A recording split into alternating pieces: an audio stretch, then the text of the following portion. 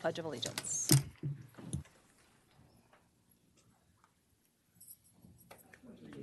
To the flag of the United States of America and to the republic for which it stands, one nation, under God, indivisible, with liberty and justice for all.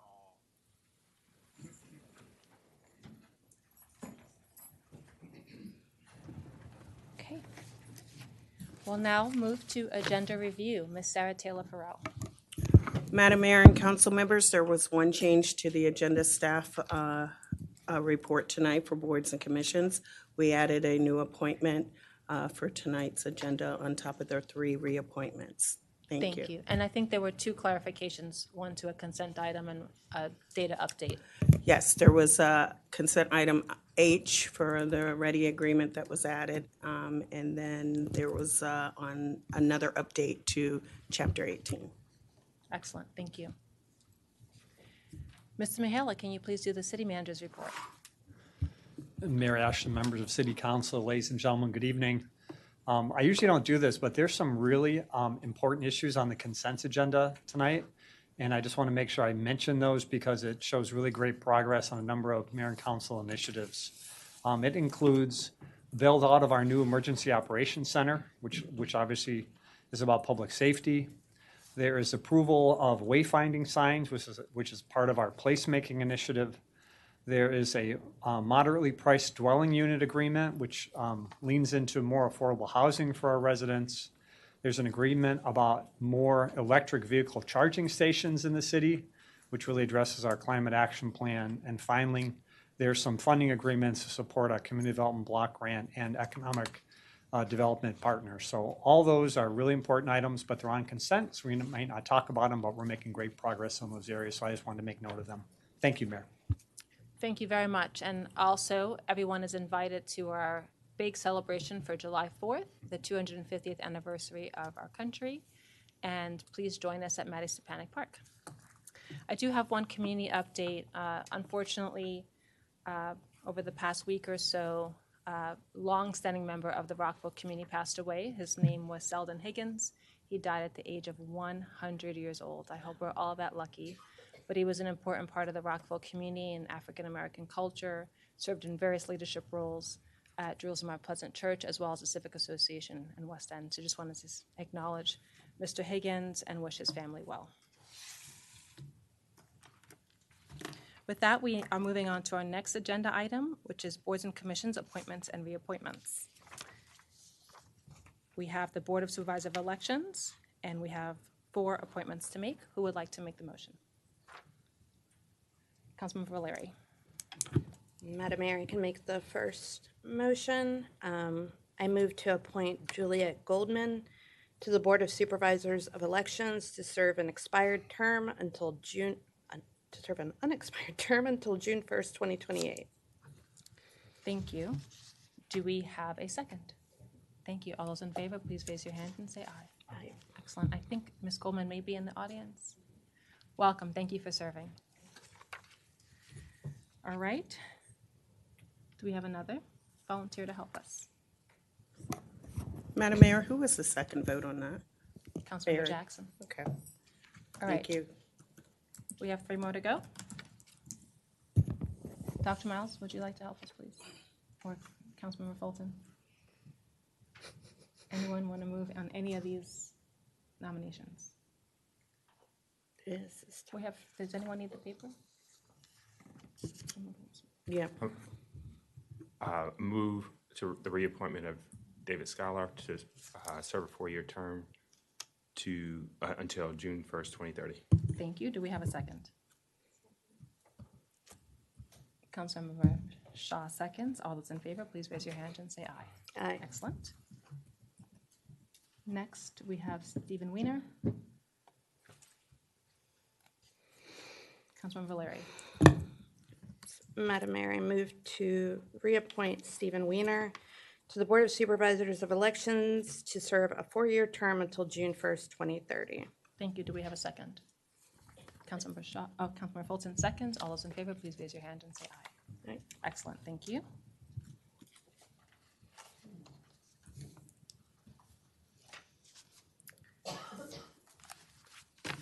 Okay. Do we have any other nominations from the council? I will say BSC is one where the council helps to nominate and appoint. And I can't make motions. Okay. All right.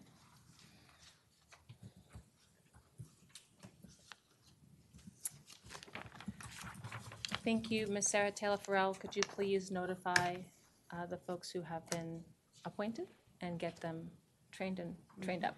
Thank you, and we appreciate everyone who has volunteered. We're now going to move on to community forum. All persons, please address the mayor and council and speak in a civil and courteous manner and support each other. Please direct your comments to the mayor and council. Also be respectful to audience members around you. Each person is allowed 3 minutes, and we ask that you adhere to the 3 minutes allowed. There'll be a time clock in front of you, and you will hear an audible beep at the end of your 3 minutes. Please state your name and if you live in Rockville for the record. Okay. Our first testimony will be provided by Senator Cheryl Kagan. I think I just saw her come in. Welcome.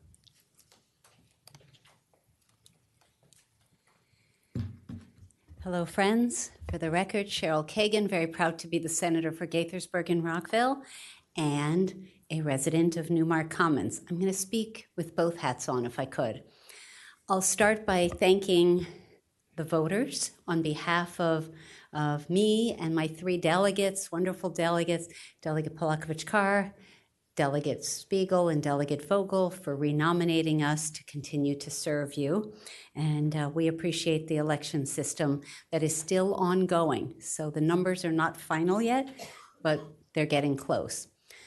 Speaking of elections, at the Maryland Municipal League Conference, I really want to appreciate that Judy Penny took the time to attend a session that I persuaded MML to convene, which was 2 hours with 3 national experts from the Election Assistance Commission teaching municipal folks about elections, because our counties tend to be well-staffed, well-funded, with lots of training opportunities. I want to increase the training and education for staff and for lay leaders after some of the messes that we had in Rockville last time. I think we need some new leadership, and I think we need some more training. So October 7th, in Annapolis, as of today, there is going to be another session. It's convened by the Maryland Municipal League for municipal leaders to learn more and get some training. So there was a continuity of operations plan, COOP, and that's what Judy and others learned about. If there's a fire, a bomb threat, a flood, what happens on election day? What happens to the ballots, the staff, and public conversation? So just want to make sure that was all talked about. This is going back a while, but the nonprofit symposium, Mr. City Manager, thank you for your leadership and for all of you. I thought it was a great day, a great half day, and I want to encourage you to continue to do that. As the senator for the nonprofit sector, I always learn a lot, and I'm able to connect with a lot of nonprofits who serve our residents. So I want to continue to do that. I had 4 nonprofit bills last year, and I'm active at the national level on nonprofits. I have other things, but I know I'm running out of time. I want to mention, as a resident, the parking at Trader Joe's is not labeled the way I think it should be. There are people who literally are nervous about parking there if they're not specifically just shopping at Trader Joe's. And it seems to me that we should have the best parking spaces reserved for those customers, but others who are doing business or recreating in town center should also be able to use those. And literally the entire underspace is all reserved for Trader Joe's customers, which I hope continues to thrive. Happy to take any questions. Good to see you all. I also wanted to mention the hydrologized funeral and zoning, and I really hope we get that done tonight because it should come to Rockville. I was the Senate floor leader, and it's a great opportunity for Rockville. Thank you. Thank you, Madam Mayor. Good to see you all.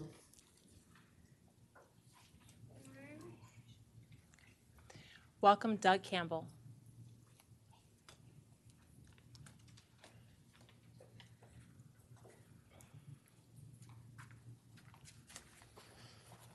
Hello, Madam Mayor, council members. I come before you today. My name is Doug Campbell. I'm representing American Legion Post 86 in Twin Brook, and we are respectfully requesting a correction to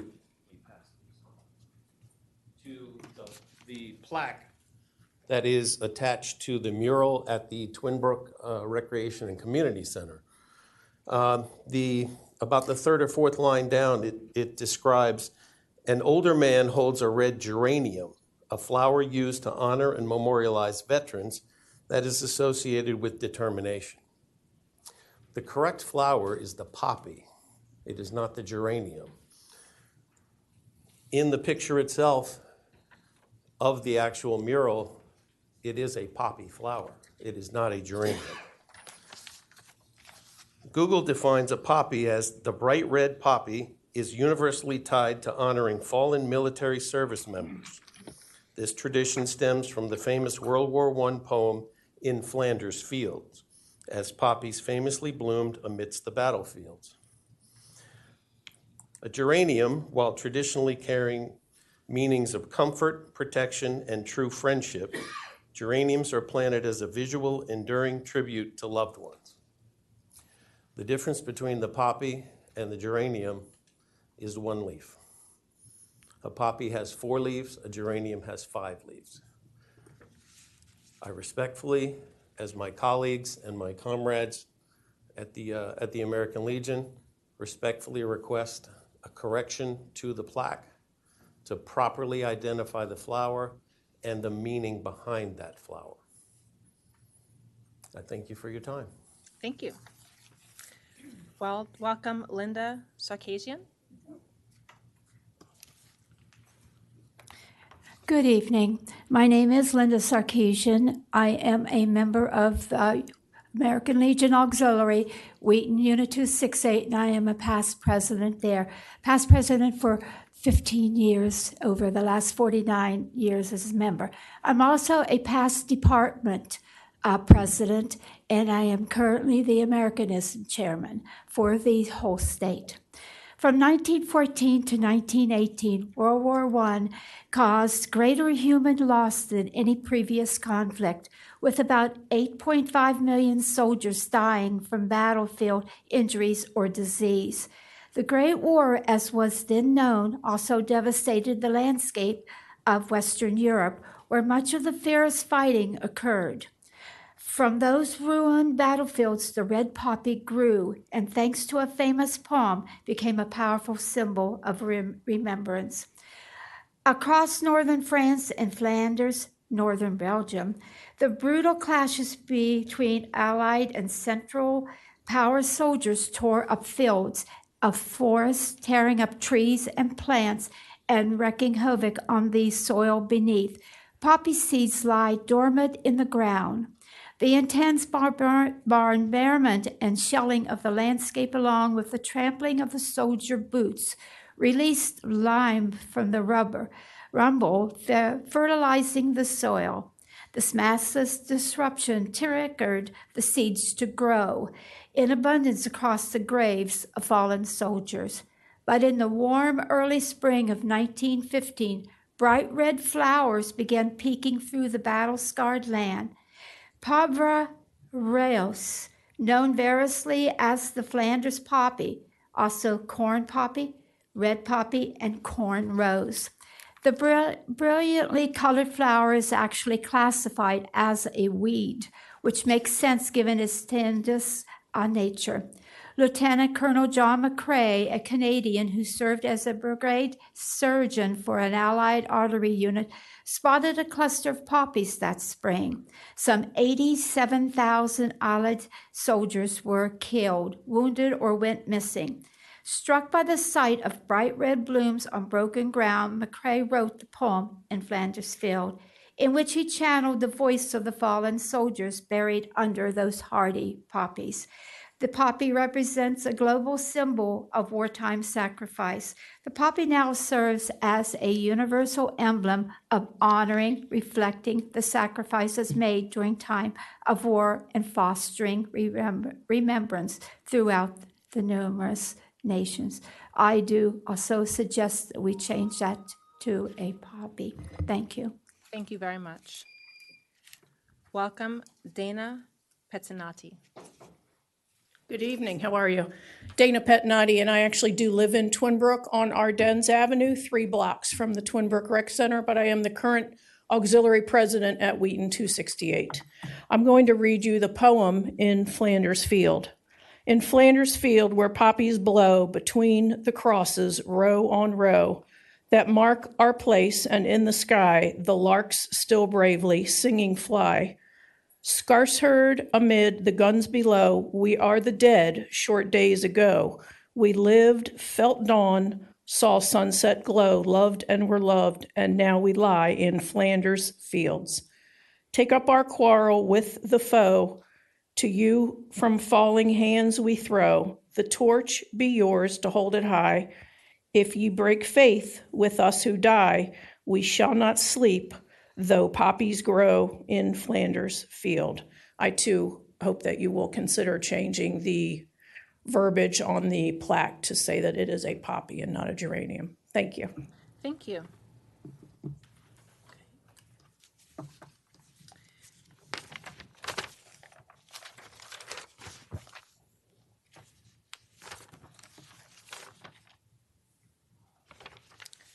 All right.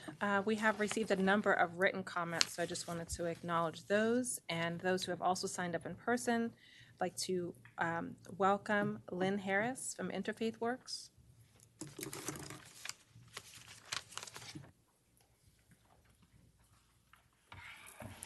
Good evening, Mayor Ashton, members of the Rockville City Council. My name is Lynn Harris, and I am here representing the Interfaith Works Board of Directors, who, as always, are proud and grateful to be your partner in serving the needs of Rockvillians who are suffering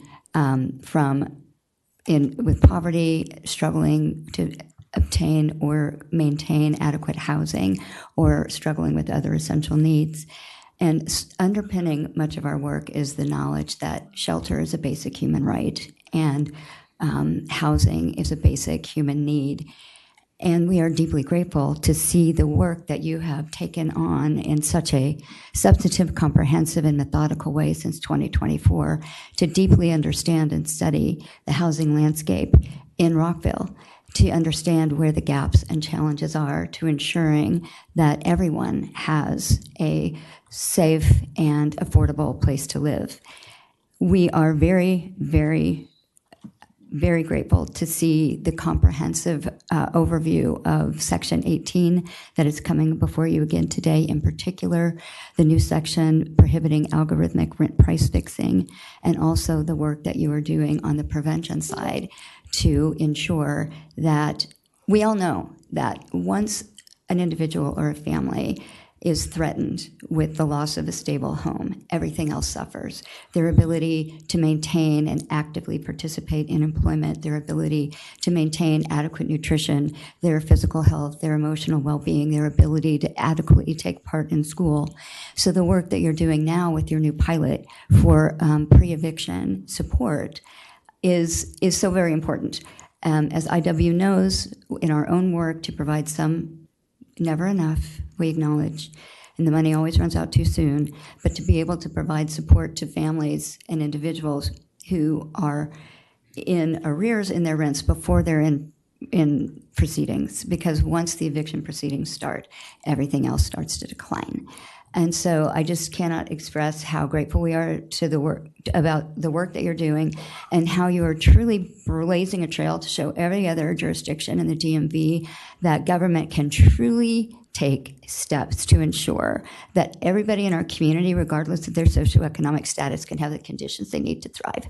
So thank you very much. Thank you. Welcome, Lauren Puryear.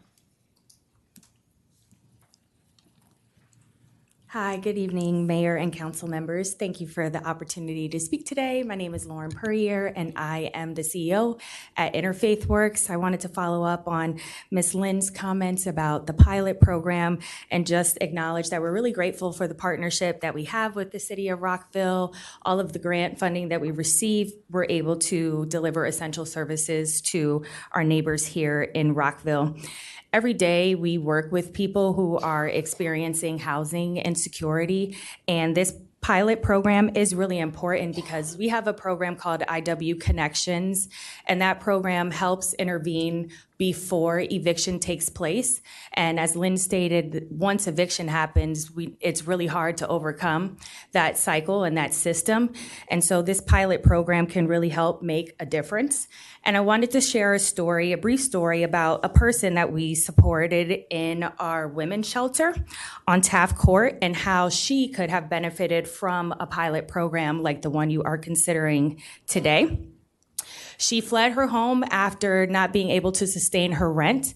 And when she came into shelter, she was very clear with her case managers that she wanted her stay to be very brief. When she left, she was awarded a voucher, the HOC voucher, but it took several months for her to get that. She applied for an apartment and she was really excited to start planning for how she was going to decorate and get back on her own feet, only to find out that it was denied. And one of the reasons was because of the intent to evict her from her rental history. And so she was very disappointed and upset about this, and her intention of her brief shelter stay turned out to be over 12 months, to where she ended up in shelter for over a year trying to just get back on her feet and rehabilitate herself. And so I just want to emphasize the importance of the impact that this pilot program can make on her and several other people. She did eventually find a place to live and was able to overcome all of those barriers. And so we're grateful for that. But I wanted to say thank you for your leadership and your oversight of this policy to improve our neighbors' quality of life. Thank you. Thank you very much. Madam Mayor, Yes. we skipped 5 through 13 on the original before the right ends. Yes, perfect. Thank you. It says also written comments. I wasn't sure. if That you're gonna- person's written and Okay, speaking. perfect. Thank you very much. Thank you. Welcome, Susan Sutton. Thank you, Mayor and Council, for allowing me to speak and address the housing situation that you're talking about. My uncle was a realtor in Rockville, and among the most honorable people you could have the pleasure to know. I began working with him at a relatively young age. His message was unequivocal: treat your tenants and the home they live in as you would want to be treated. And so we always have. I've been a landlord in Rockville for nearly 40 years, and there's not been one day or one decision where I do not follow his lessons. Taking care of the tenants and their house with the same care we would take care of our own, buying more efficient appliances, better windows, environmental and tenant-friendly decisions, and maintaining good communications with them always. Also maintaining a list of good contractors. So it really has been a house we would want to live in ourselves. My uncle's words are always in my ears, and they are not hard to understand or follow. Due to a house fire, I also had to be a tenant not long ago, a long-term house rental in Gaithersburg. The house had many neglected issues for which the landlord was cited and instructed to repair, but he did not do any of them, and there was no oversight or consequences. Not a week went by that I did not think how differently this would have been handled in Rockville and how protected I would have been. I do not think you realize how strong and effective the protections for tenants already are and have been in the city. And I fear that there is a real danger in some of these proposed changes that will have a negative impact on both tenants and landlords. When you are a landlord, you have to choose tenants, and you want to choose tenants who will protect the property you rely on renting and have taken such care of. Over the years, I have decided to rent to applicants who had had a rough go in life, and I chose to be their second chance. I have also chosen to be a first chance for young people just starting out. Sometimes it has worked out, sometimes it has not. Sometimes the tenant's past rental history was not positive because of tough life events, as you've heard so eloquently from others tonight. But we must be honest here, sometimes it has also been because they badly treated the house in basic terms that all tenants agree in the standard Rockville lease. I am concerned that some of these changes seem to demonize landlords and are removing protections for landlords. We are not the enemy, and yet it seems sometimes here that we are. When you overlook and don't protect the good landlords, and there are so many of us, I fear the good landlords stop. Ms. Sutton, could you speak in the mic, please? Yes. I fear the good landlords stop renting. I have heard more than a few say that if these changes take place, they will sell rather than continue renting. And I understand this. My own family has had that conversation. For two reasons, quickly. We are very concerned about requiring a 2-year lease. We believe that this will hurt tenants, especially those with an imperfect rental history. Some landlords will take a risk on an imperfect candidate for a year, but not for 2. I don't know how long 3 minutes is, so can I give you this? Confirm that we have received your written testimony as well. And I can tell you, I personally read all of it. I appreciate the Okay, specifics. Thank you. I did. You can give it to Sarah Taylor Farrell. This is slightly different. Okay, perfect. We'll read that. If that, a copy can be made for us if it's different than what was before. Thank you. Thank you. Welcome, Alex Belida.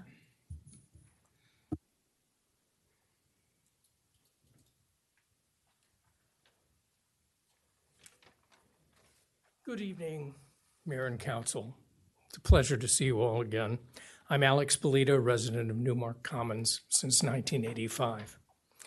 I'm here tonight to tell you I'm amazed at the unexpected generosity of the city's planning staff in this final draft of the ZOR, something we in Newmark and Markwood never imagined given the original intent for Plot ZOR ID 17.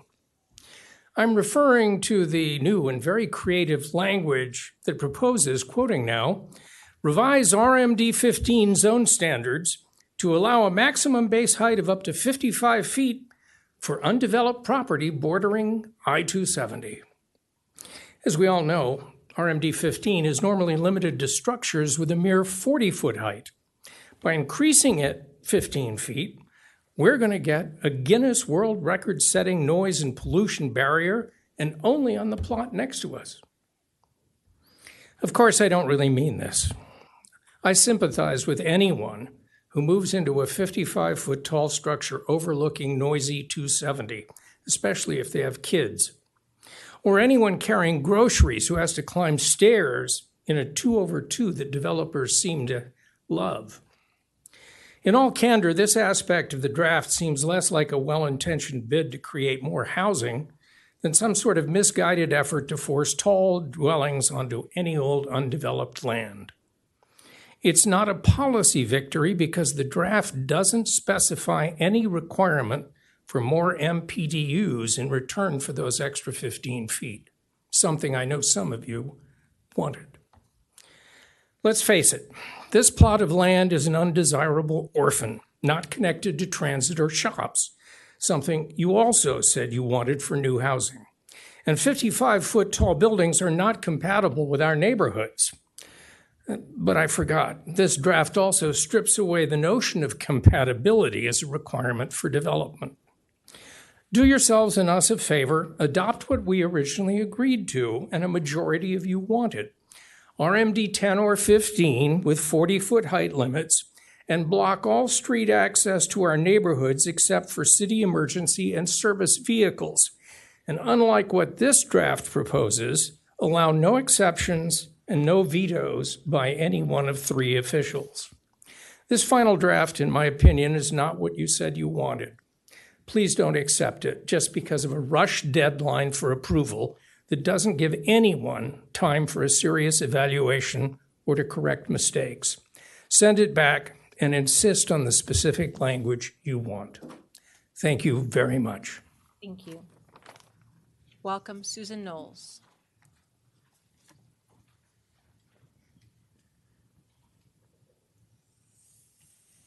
Before you start the clock, I just wanted to say I saw on Facebook that Councilman Van Grack delivered donuts to the Wooten High poll workers. And I just wanted to make sure that on November 3rd, you remember our small little district that's in the city of Rockville on Grandin Avenue, because after a 14-hour workday, we really could have used those donuts. Okay, but now I want to get serious. First, I'd like to thank you for listening to our concerns about the zoning for the property that abuts Newmark Commons and Markwood. I live in Newmark Commons. I have presented at hearings and community forums before the mayor and council and stood in front of the Planning Commission. We as a group are not finished. We want to make sure this document works for all residents of Rockville. I'm here to ask you to take your time and don't rush this draft. We have only looked at our major concerns surrounding that parcel ZORID 17 in Planning Area 12 and have found issues with some of the language. It doesn't mirror what you voted for and asked staff to fix. My concern is traffic into Newmark Commons and Markwood. Monday, April 13th, Mayor and Council said to limit primary access through Don Mills Court. You said that it should be limited to emergency vehicles for fire and rescue and public works vehicles. Yet the staff draft was written that this important decision is left up to 3 different department heads. The words prohibited unless determined opens it up to interpretation by these 3 heads and might not end up reflecting what you voted for as a group. This needs to be changed to reflect that no vehicles are permitted except for emergency, fire and rescue, and public works vehicles as determined by the 3 department heads. Stronger language will indicate that these are the only vehicles allowed into or out of the neighborhoods of Newmark Commons and Markwood. Please take your time and go over each section carefully. This is just one item that needs correction to reflect your wishes. It's a large document. There may be more. It is a draft, and you want to get it right the first time. Thank you for listening. Thank you. Welcome, Julia Binder.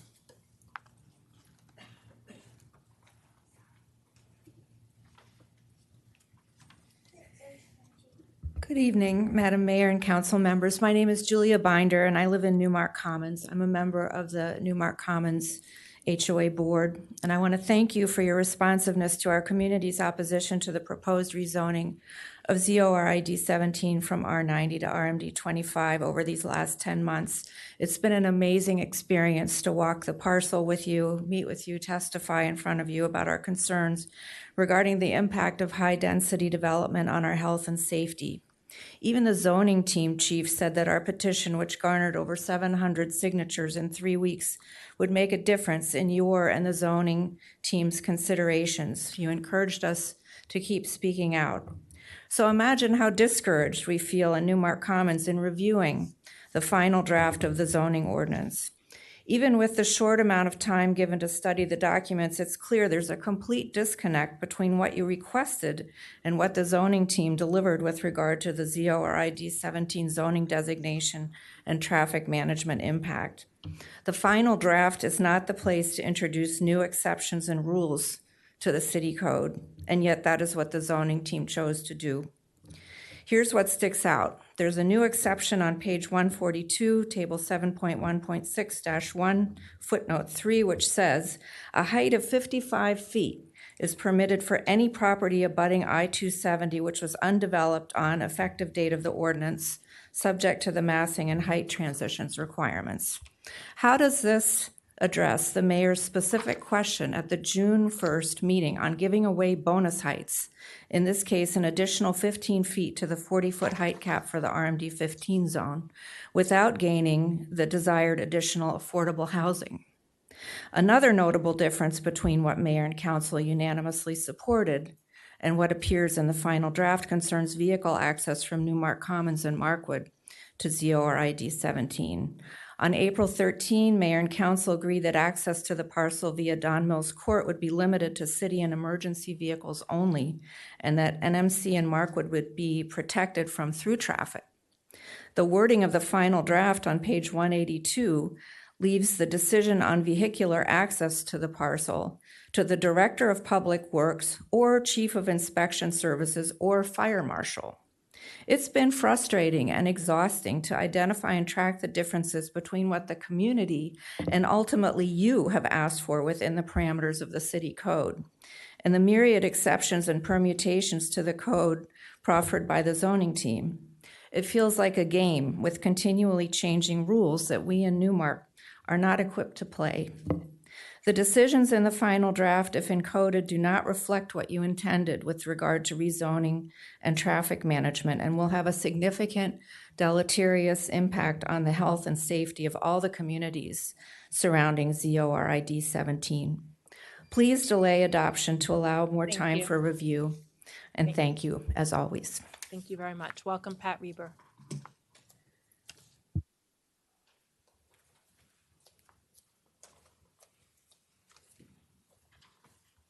Good evening. You know who I am. I'm Pat Reber. I live in Newmark Commons, have done so since 1985. I'm here to speak about the final staff draft of the zoning ordinance rewrite. I'm here to request that you delay adoption of the staff draft submitted to you on June 15 and that you schedule another public hearing. It is hard to imagine that the general public of Rockville had a chance in just 2 weeks to get through this complex, long document.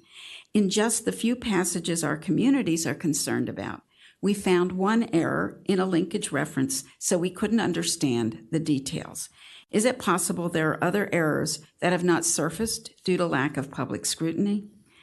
I can tell you that it took 4 of us in Newmark Commons 4 days of daily meetings and exchanges via email to analyze 4 passages, and we have the advantage of all being retired. You have received emails citing specific problems with these passages. My neighbors this evening have spoken about them. We were here in April listening when Mayor and Council specifically named the vehicles that should be allowed access through our established neighborhoods: fire and rescue, ambulance, police, city service vehicles. Yet the final staff draft does not reflect this, but rather puts the decision about vehicular access in the hands of 3 department heads. We also question the policy basis for giving away additional height allowance without additional public benefits, such as affordable housing. We agree with the mayor and 3 council members that this should be considered. We appreciate that mayor and council listened to us. We really appreciate it. We do, and took us seriously. We appreciate your approved changes regarding the original high-density proposal. You took the extra step of protecting our neighborhoods of Newmark Commons and Markwood from through traffic. We request that the final wording in the document reflect what you had intended.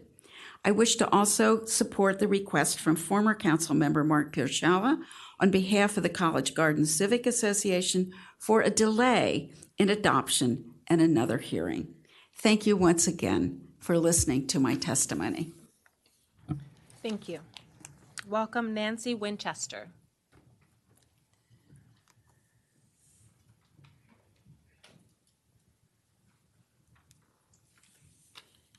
Hello, my name is Nancy Winchester, and I live on Clemson Street in College Gardens. On June 1st, Mayor and Council gave final instructions to city staff on the new proposed zoning ordinance. At this session, several articles of this new zoning ordinance were covered. It was not a late session. Many important topics were covered. These instructions were at a very high level, leaving it to city staff to translate high-level instructions and intentions into legally binding text. In fact, this final zoning text also contains instructions from several mayor and council sessions since the December 2025 initial draft release. All of these instructions were also given at a very high level, requiring staff translation into legal text. On June 15th, city staff released the final draft of this proposed zoning ordinance. The text of this document runs 280 pages. It is not an easy read. The 2 weeks between the June 15th release of the final proposed text and your scheduled adoption is a far too short period of time for the residents of Rockville to fully understand how, 1, the new zoning ordinance compares to the old zoning ordinance, 2, how it translates the intentions of the 2021 comprehensive plan into the exacting text of a zoning ordinance, and 3, how city staff translated instructions into legal text. A highlights document was prepared by city staff for the December release of draft material. This described some, but not all, changes between the old and new zoning ordinances. It was incomplete then and is far out of date now. For these reasons, I ask you to, 1, delay adoption of the new zoning ordinance, 2, instruct city staff to provide better comparison materials. And 3, schedule a formal public hearing later this year. A zoning ordinance is one of the most important laws that a municipality like Rockville relies on. Its articles have a great impact on our quality of life. A delay in adoption and a formal public hearing and better comparison materials from city staff will give Rockville residents a fair chance to provide effective input. Thank you. Thank you. Welcome, Caleb Browning.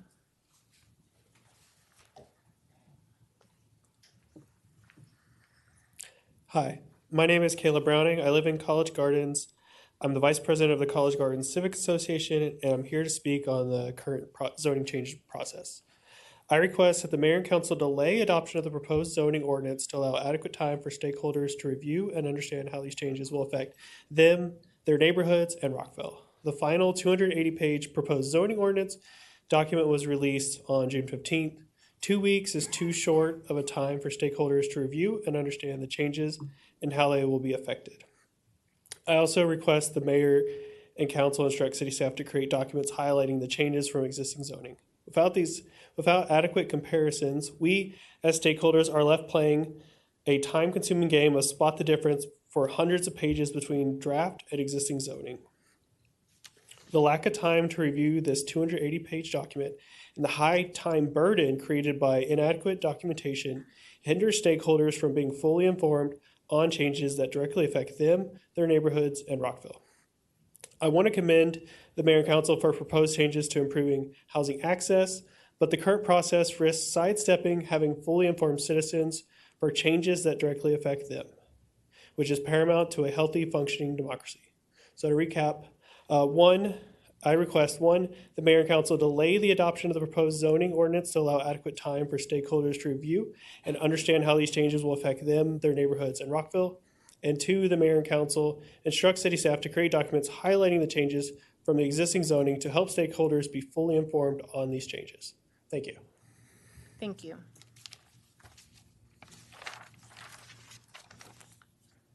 Welcome, Christine Gabriel.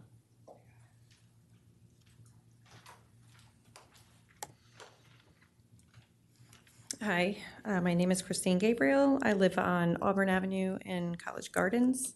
The College Gardens Civic Association discussed the new zoning ordinance at 2 general meetings. The first meeting was held on March 26th of 26. Here are some of its resolutions. 1, the purpose statement for single-unit residential lots was only a description. We asked that the following text be added to the statement so that it would actually state a purpose. Quote, the purposes of these zones include 1, provide appropriately located areas for residential development that are consistent with the plan and public health and safety, and 2, stabilize and protect the essential characteristics of existing residential neighborhoods. This was not done. Having re-inspected the 2021 plan, we are not sure that the new zoning ordinance is entirely consistent with the plan in a few important respects.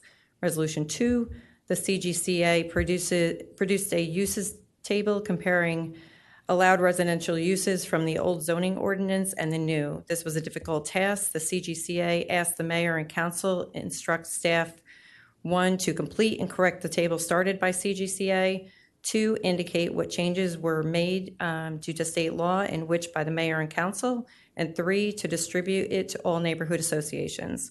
This was not done. Why not? Since there are a few areas where we are now suspect that the new ordinance is not consistent with the plan, the table should include a comparison to plan intentions for residential zones. Resolution 3, we found that in 2009 zoning ordinance, the MXE and MXNC zones did not allow any access at all to residential streets. For MXE, for College Gardens, 20 acres in Westwood Park, this restriction was maintained in the December 2025 draft.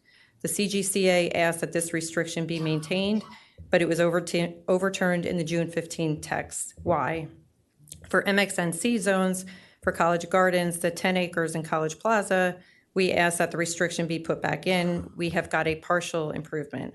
For both MXE and MXNC zones, we now see, quote, vehicular access to a secondary residential street is prohibited unless determined by the Director of Public Works, Chief of Inspection Services, or Fire Marshal to be necessary, end quote. This is a regression for both MXC and MXNC zones for the 2009 ordinance. Why should any of these 3 city staff members have power to allow this access for any reason behind the scenes and without input for the neighborhood, and without any findings required in the zoning ordinance, and without any kind of distinction between kinds of access? The entire approval process is going too fast. For this reason, we passed another 2 resolutions. 1, delay the approval process. 2, instruct city staff to provide better evaluation materials. You should also respect the residents of the city by holding a public hearing. Thank you. Thank you. Welcome, Mark Pershela.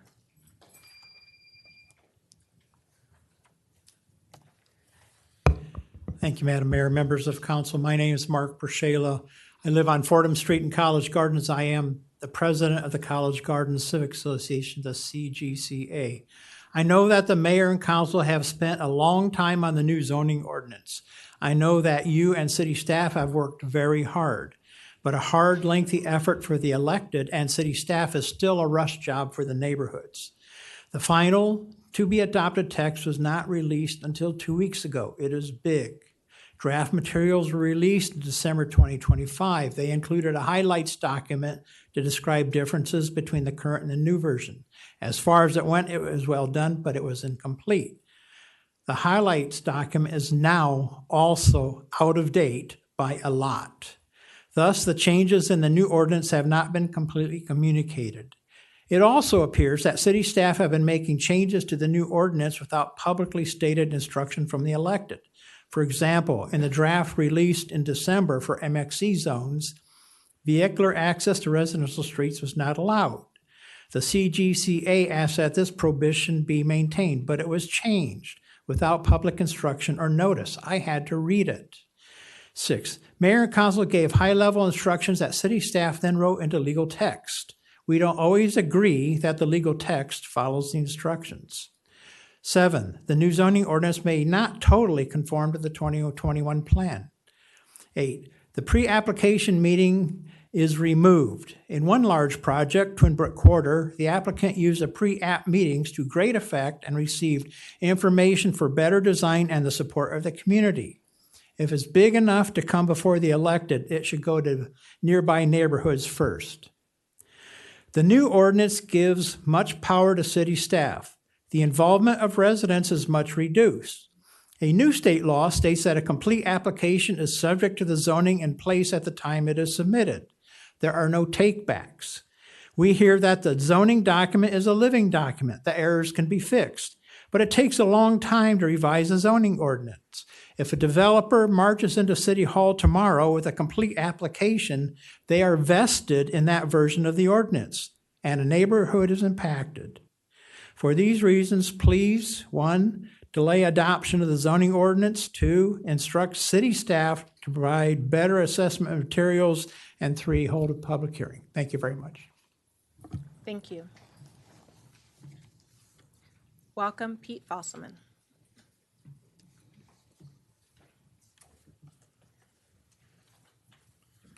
Good evening, Mayor and Council. Before I get started, I just want to commend you for recommending the passing of Mr. Higgins. I know he played an enormous role in the city for many, many years, including where I live on the West End Civic Association. He was the vice president of WECA for many years, so I appreciate that. I'm Peter Fosselman. I'm chair of your Historic District Commission.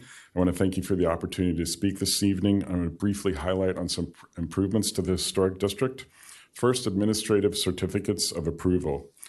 We propose a zoning text amendment to expand the types of routine, low-impact work staff may approve without a full HTC hearing, including HVAC systems, as in air conditioning and heating, utility equipment, house numbers, exterior lighting, and minor landscaping. These straightforward cases can be handled administratively to shorten review times, reduce unnecessary hearings, and improve the resident experience while keeping the commission focused on substantive changes, also making the lives easier for the residents of Rockville who wish to get through this process in a short period of time.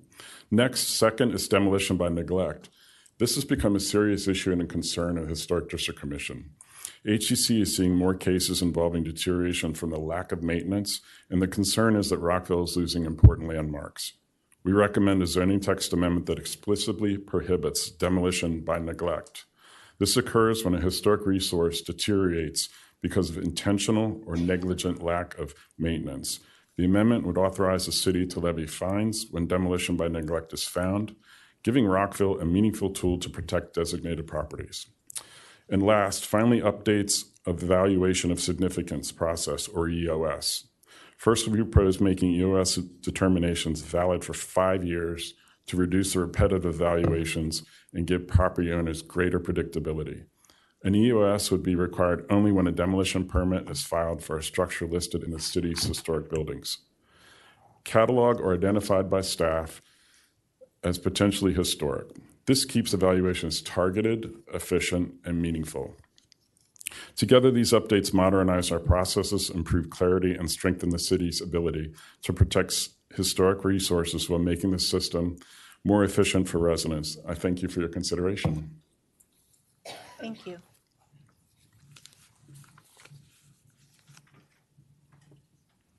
Welcome, Peter Krug.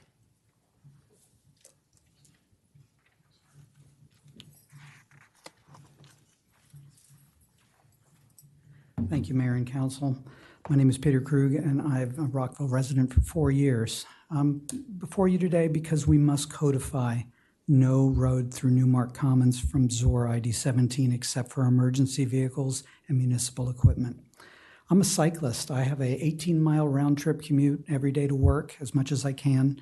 And I wasn't going to speak today because I thought I'd be redundant until an event happened to me right before I got home today. I was cycling on Monroe Drive, and a car came flying out of the Parkside Apartments.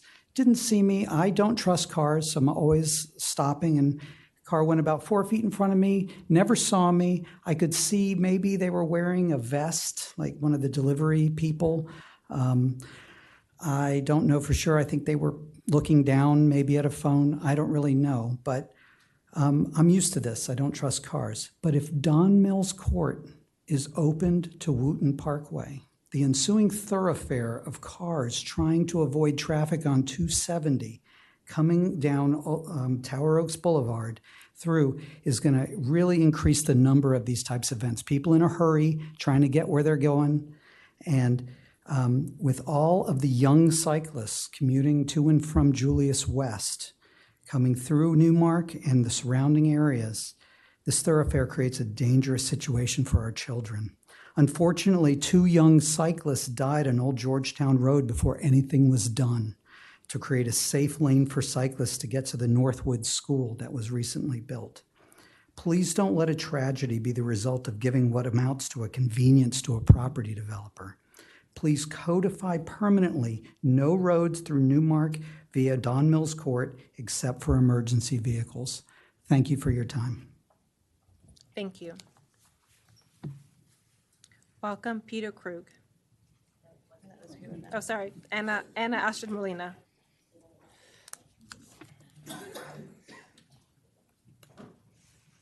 Hello, if I just can say something before I start. As a Venezuelan American, I just want to thank the U.S. and the international community for the relief efforts that are helping right now the country. I just want to give you some links for relief in case you get asked it's going to be needed for the future. Okay. My name is Ana Astrid Molina, and I live in Markwood for 3 years. I thank you for listening to our concerns regarding safety, noise, and historic burial site. We are grateful for your decision to limit the access through Don Mills Court to only emergency and pedestrian traffic only, and to totally reject that RMD 25 proposal for SOAR ID 17. However, the brief 2 weeks window provided to review the final versions of the draft for the zoning ordinance and the comprehensive map amendment are simply inadequate.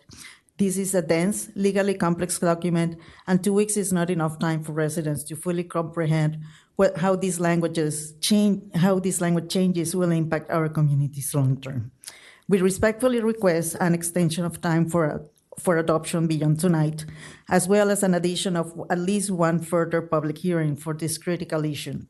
Our preliminary review has already revealed at least one significant technical error within the draft. Granting additional time for study will allow the community and staff to collaboratively address these shortcomings and ensure a more accurate and equitable final document. You have consistently encouraged us to come forward and share how these decisions burden or benefit our neighborhoods. We, the neighbors of Markwood and Newmark Commons, have made a clear case that allowing a 55-foot height exception under RMD 15 will create a massive burden, especially noise, and also failing to honor our sacred history of this land. Furthermore, the draft remains unclear regarding the specific massing and height transitions requirement for this exception, as well as what type of vehicles will ultimately be allowed through Don Mills Court. Safety is a deeply personal issue for us. My home and my neighbors next door have been both being burglarized, so we need absolute certainty of who's going to be accessing Potomac Valley Road. As a reminder, back in December 2025, this body instructed staff to find solutions for lower density for SOAR ID 17, explicitly RMD 50, RMD infill. It took 5 months until May 2026 for staff to inform us that RMD infill was not legally possible for that lot.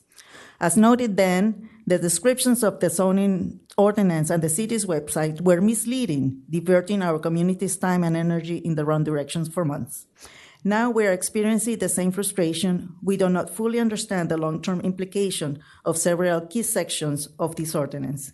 We're asking for formal explanation so we can make a truly informed decisions and comment before the final vote. Thank you very much for your time and consideration. Thank you.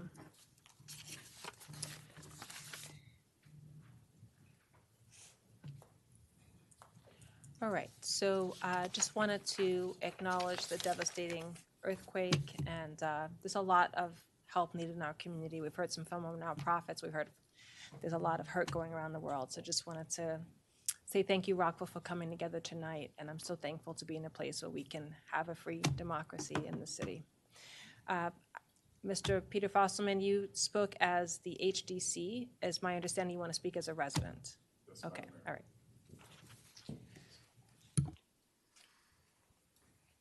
You thought you got rid of me. Thank you again for allowing me to speak this evening. For the record, I'm Peter Fosselman. I reside at 560 Anderson Avenue here in the city of Rockville. I'm here to talk about safety concerns at Manatee Street and Anderson Avenue, which is a four-way stop, and the 2-block stretch of Manatee from Montgomery Avenue, Route 28, to Anderson and Anderson to Bell. These 2 blocks see constant stop sign running and speeding, as well as they are the only part of Manatee in the West End that did not receive any of last year's road improvements. There were many traffic calming upgrades that were implemented along Manatee, and I commend the city for doing this because it's made a huge difference to the speeding.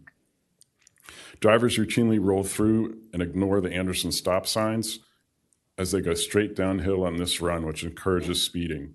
This corridor carries heavy Montgomery College traffic and increasingly serves as a cut-through for large, very large construction vehicles, which I do not believe that Manatee was designed for that kind of weight or those trucks. I believe that Nelson is a secondary road, which has a better payload in terms of accommodating large trucks, not through Manatee. It's not designed for that.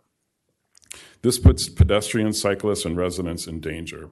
I'm requesting targeted enforcement, improved stop sign visibility, and a traffic calming review of this corridor.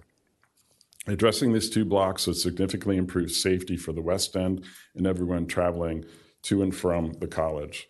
And as a side note, I want to commend Chief West and the entire police department in the city. They've been extremely responsive. We've had several incidents at that intersection, including a T-bone incident, as well as a pedestrian was hit. And so I appreciate all the efforts the police department makes, so thank you. Thank you. I also note that there was previously not a stop sign there a couple of years ago, so it looks like there still needs to be continued improvement. We're getting there. Thank you. Is there anyone else who would like to speak? Welcome.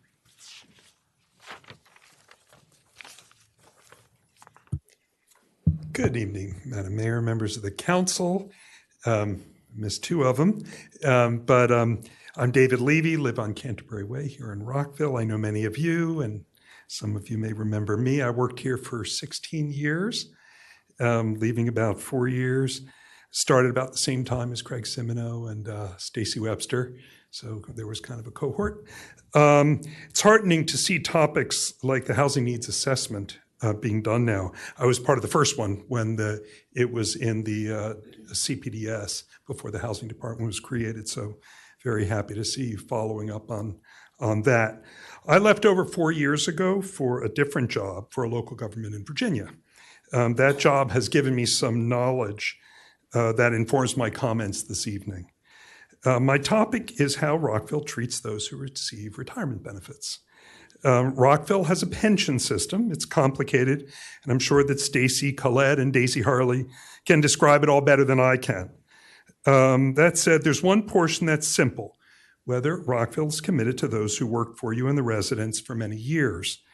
Here's a question. How would you feel if the U.S. Congress decided that it's not important to keep Social Security payments somewhat whole with the increases of cost of living? If I understand the politics of many of you, I think you'd be outraged. The city of Rockville, through its budget, makes that decision essentially every year.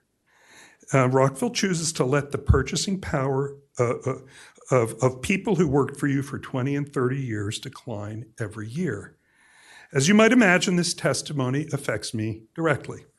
But I hope you believe me when I tell you that it's not really about me. My wife and I are fine. I'm actually here for those who, for decades, collected your trash, mowed the grass in the playing fields for your kids, inspected houses when developers built them to ensure they'd be safe, fixed water main breaks at 2 a.m. To ensure we have clean water, clean running water, removed beehives, drove snow plows during Snowmageddon while everyone else stayed at home to be safe. While some of these people, like me, live in Rockville, many others don't live here, in part because it's expensive. Those are the people that I'm thinking about.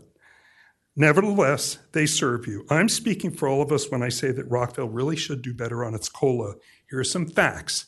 In the last 10 years, if I understand it correctly, Rockville has done 6 years of 0% and 4 years of 1%. Okay, that's what Rockville's done. I'm going to hand out something to the clerk to hand out to you. Virginia does a lot better, but essentially, Rockville, someone who retired 10 years ago, has $700. If it was $1,000, their purchasing power is $740 now. Thank Understood. you very much. I will hand it out and take a look. Thank you. You're welcome. Thank you. Is there anyone else who would like to speak? Okay. Thank you, everyone, for your testimony.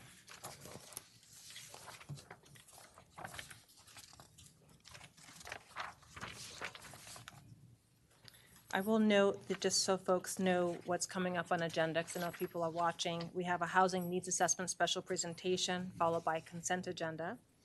And then we'll be moving on to our action items, which will move first with the zoning ordinance rewrite and then the landlord tenant code.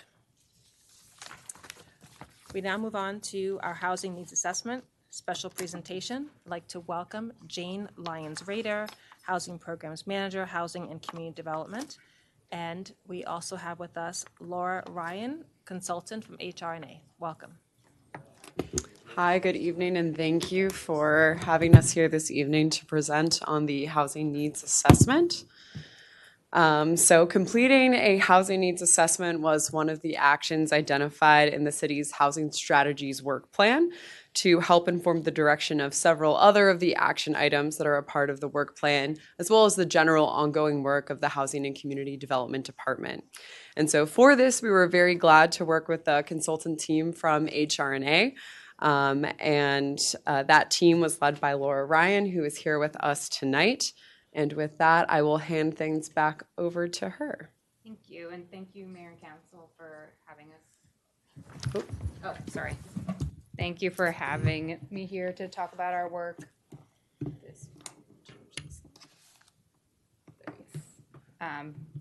Brief agenda, start with a quick introduction, overview of our scope. I will get into some key findings and some of the data that backs up those findings, and then we'll go over some of the recommendations. So brief overview of HRNA Advisors. We're a consulting firm that focuses on economic development, real estate advisory, affordable housing, public policy, and our affordable housing practice in particular focuses on analyzing housing markets and developing strategies for cities, counties, and states across the country. Our project scope, we were engaged by the city of Rockville to conduct a housing needs assessment to help continue and support the great work that the city is doing on affordable housing already. Our scope included stakeholder outreach and events, housing needs assessment and market scan, land use analysis, financial analysis, and recommendations informed by our analysis, stakeholder input, and the existing work that Rockville is already doing, including from the comprehensive plan. Would it be possible to move the mic a little bit closer to you? Yes. Thank you. So key findings, we have them broken up into market drivers and impacts. Rockville continues to add high-wage residents, sustaining strong demand for homeownership, but economic challenges across the region have led to a softening rental market. 61% growth in households earning $150,000 or more since 2014. Homeownership has been strong, pushing the market higher. 35% of home sales in 2024 were 750 or higher. And while Rockville has continued to build, there's been a slowdown in some of the units that have been permitted, but not yet constructed in the city. So some of these impacts, Rockville has had elevated cost burden in recent years that's currently at 52%, and regionally that is the high end of some adjacent municipalities and counties. Just for regional context, Gaithersburg has a cost burden rate of 49%, North Bethesda 43%, Montgomery County overall just above 51%, and Fairfax County just under 46%. The shortage of affordable rental units has increased for lower income household groups. Currently, the shortage of affordable rentals for households earning $50,000 or less is 31 to 100, so 31 homes available for 100 households at that income level. And further emphasizing the challenge for homeownership, the current gap between the median renter household and typical home value in Rockville is $220,000 between what they can afford and what the typical home price is. Some context on our work. We partnered with community engagement firm Brick and Story to conduct our survey, which we got 340 responses for. They participated in 3 pop-ups across the city to speak with the community about our work and get survey responses. We also held roundtables to get feedback from stakeholders and an open house to communicate some of our early findings. Top concerns from residents included high home prices, both for rent and high costs for homeowners as well. Residents delaying expenses for housing costs, and a large portion of residents looking to stay in Rockville long term. So I get into some of the data that backs up some of our findings. Both local and macroeconomic conditions have slowed development, with only 38% of units of all types that received site plan approval since 2019, either under construction or completed. And as mentioned in the key findings, rental housing shortage, particularly for low-income households. As you can see, the number of available homes per 100 households at that income level for incomes less than $50,000 were low in 2019 and have dipped further, and that shortage is moving up the income spectrum and can be seen at $75,000 household income more severely than it had been previously. Affordable housing stock. The city's MPDU program has contributed greatly in the last few decades to affordable housing. It's contributed 76% of active deed-restricted units built since 1990. And it's it should just be noted that it relies on market rate multifamily housing, which in some cases impacted by macroeconomic conditions, and that supporting other avenues of creating deed-restricted affordable housing can continue to build on the city's great work in building more units in Rockville. Rising home prices, as mentioned in the impacts, homes for sale have been moving higher on the home price and home prices. There's been a 66% drop in home sales at 500,000 or less between 2019 and 2024, and significant jumps in the number of home sales over $1 million. This has made it even more challenging for renter households in particular to be able to move into home ownership. As mentioned, the key takeaways, $220,000 gap between the median home value and what the median renter can afford. Driven by home value increases as well as interest rate increases in recent years. This chart shows typical home value as well as the max affordable price that the median renter can afford and the max supportable home price all households can afford. The dips towards the end after 2021 are impacts due to interest rates, but that's significantly increased the gap, particularly for renter households. And renter cost burden, as mentioned, renter cost burden in Rockville is high, but there are also specific cohorts for which this is even worse. Cohorts of single-parent households, senior households, Hispanic Latino households, households with children, Black households, all have cost burden rates above 55%, which is elevated from the total cost burden rate of 52%.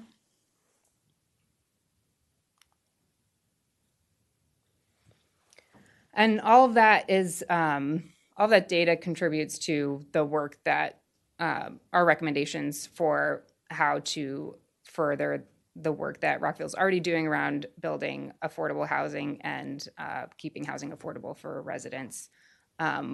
We projected the number of households in Rockville that would need housing going forward and what the city would need to permit to meet that demand.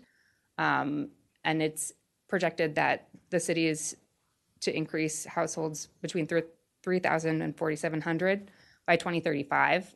This would require permitting an average of 330 to 510 units per year, which is relatively in line with the COG targets and the state targets on an annual basis. COG targets are 8,600 over 20 years and state are around 2,300 over 5 years. Notable in our projections, we use census data to look at where those AMI of those future households will be. And this chart in particular shows where owner and renter households will be by AMI. And just over 40% of renters and just under 20% of owners are projected to earn under 60% of AMI, which a lot of the great work that the city is doing contributes to creating homes for those households, but it's not at a level that traditionally served by market rate development.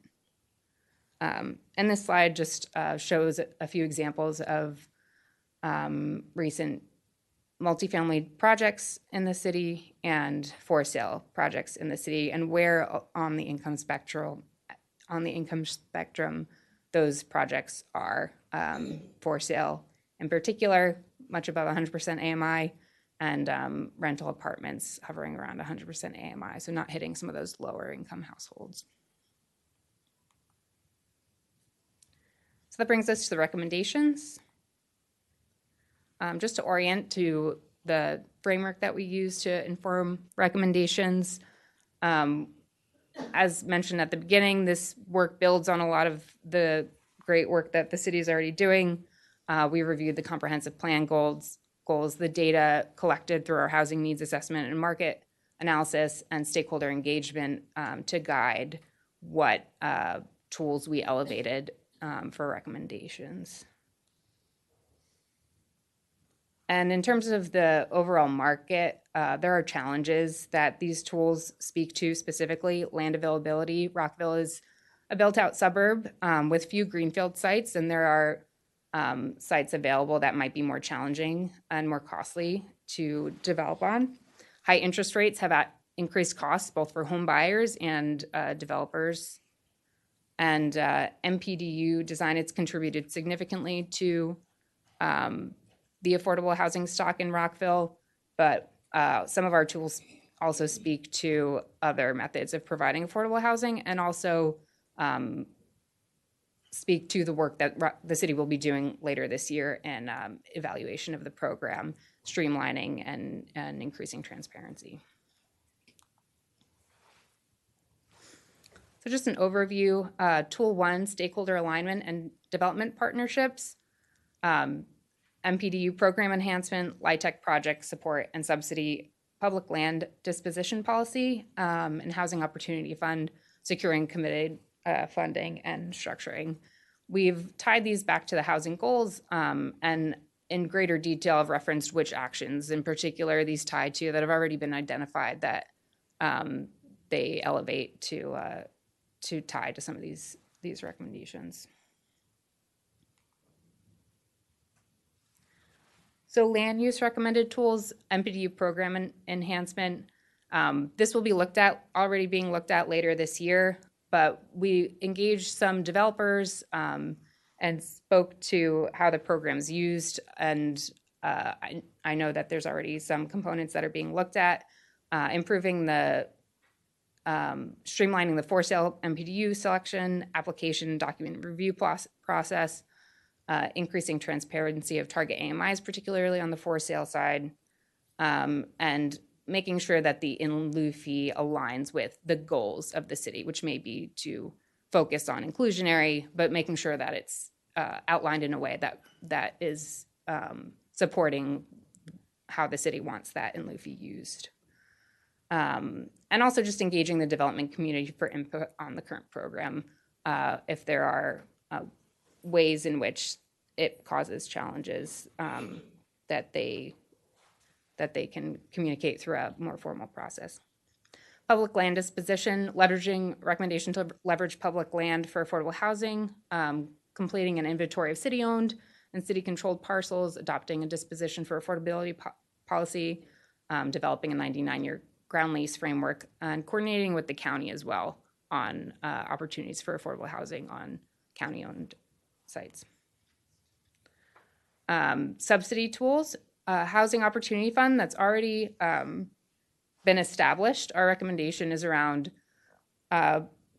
taking the next step in formalizing the governance of the Housing Opportunity Fund, establishing set-asides and identifying staff capacity to operate and run it, and securing dedicated revenue sources for that so that it's ongoing, funded on an ongoing basis and a stable source of funding for developers. Second subsidy recommendation is LIHTC project support. So in addition to MPDU units supporting LIHTC development by creating a gap loan pool specific for LIHTC projects, aligning funding, local funding with LIHTC cycles and the state application cycle, and extending LIHTC tax abatements to projects at 60% AMI or lower, targeting some of those homes that are more greatly in need and more greatly cost burdened, and potentially waiving impact fees or reducing parking ratios to the extent that it makes sense for those specific projects. And then the last category of tool is capacity building and partnerships.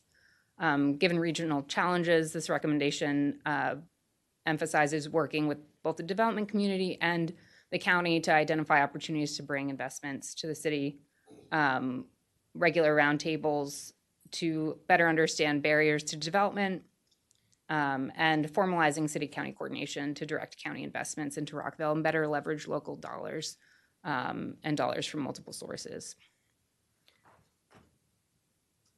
So with that, I'm going to pass it back to Jane to discuss next steps. Great. Thank you very much, Laura. And thank you to the Mayor and Council for the questions that were asked today via email. We will get back to you with those as soon as we can. And in terms of next steps, I'm pleased to say that we're already incorporating the findings from the housing needs assessment into the department's work. Tonight, you will review both the landlord-tenant code and zoning ordinance rewrite, and those will help to address some of the challenges that were identified in the assessment. A major way that the assessment will be used is to inform the deployment of the Housing Opportunity Fund to help finance the production and preservation of affordable housing. In addition, HRNA completed an analysis specifically relating to the MPDU program for us to consider when rewriting Chapter 13.5. And finally, we will be integrating the recommendations into the existing initiatives and project prioritization in our department. Mentioned earlier, based on the work sessions from fall 2024, the department put together a housing strategies work plan. This takes elements from the comprehensive plan and other plans to create a really comprehensive strategy for housing, looking at supply, subsidy, and stability. And that work plan has almost 40 strategies, and we're already making really strong progress to implement those strategies. So ongoing progress of that work plan is tracked in Results Rockville, and we're looking forward to strengthening it with the findings from the Housing Needs Assessment. So with that, thank you very much. Thank you very much for this presentation. It's greatly appreciated. I will just note there's a lot of detail that's included in the draft. I think there's 2 data points that are being updated. One is that the vacancy rate has gone, normally you look for 5, we're at over 7% at this point. And also that some of the rent increases that were spiking after COVID, we're seeing some flattening and trending down in Rockville. And I know that we're also seeing that in Montgomery County nationally. So I think CoStar data is showing some positive results there, that there's so much more to be done. I do want to just acknowledge the great work that you're doing. This mayor and council has had multiple work sessions on housing. This is one of our core priorities. And so thank you for identifying areas of we're actually building more housing and seeing the results of that. And what are some areas for improvement? I know I speak on behalf of my colleagues that we appreciate all the work that you put into this. And as a matter of fact, tonight we are going to be approving some agreements for additional moderately priced dwelling units, so in 2 different communities, and there's more to come. So if you don't know about that program, please sign up and learn more. That's on our website. And thank you for also mentioning the Council of Governments targets as well as the state targets. We are on track with the COG targets. As you note, COG also wants a specific focus on new affordable housing. And thank you for mentioning the need for units for people making $100K and less. So I just want to say, appreciate all the work. Thank you. I will just note this is a special presentation versus a work session. There are some recommendations that I think my colleagues and I would like to discuss. We will have the MPDU discussion in December. We have landlord-tenant, but there's also some recommendations related to the Housing Opportunities Fund that we should probably have some policy discussions about. Thank you. If that could be scheduled in the future, that would be appreciated. Okay.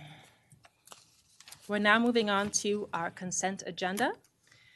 We have several items on this list, and I will just say it is the end of the fiscal year in Rockville in June, so you will see a lot on here as we try to get all the contracts awarded and wound down for the fiscal year.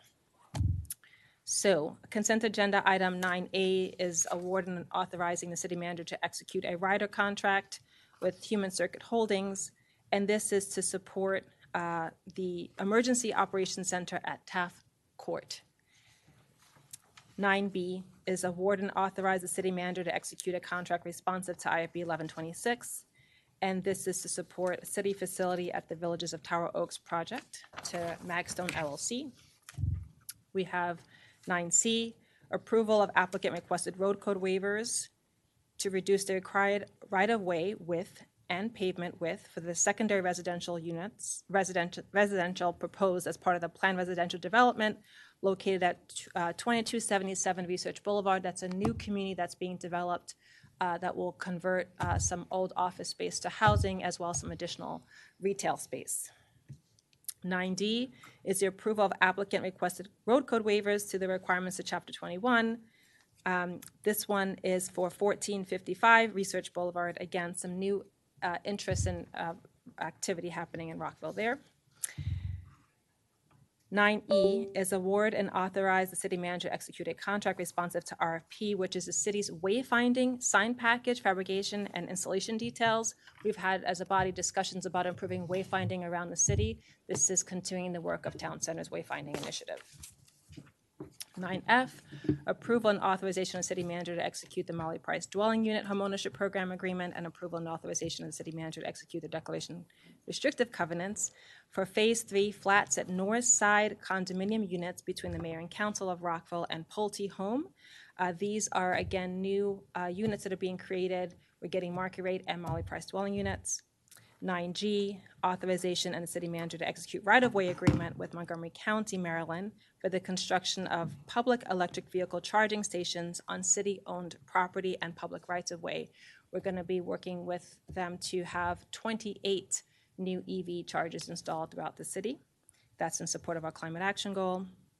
We also have approval of a 51-year FY26 Community Development Block Grant, grantee contract agreements, and authorization for the city manager to sign those agreements. These are supporting several nonprofits as well as programs to help seniors be able to make changes to their homes so that they can continue to have high quality living.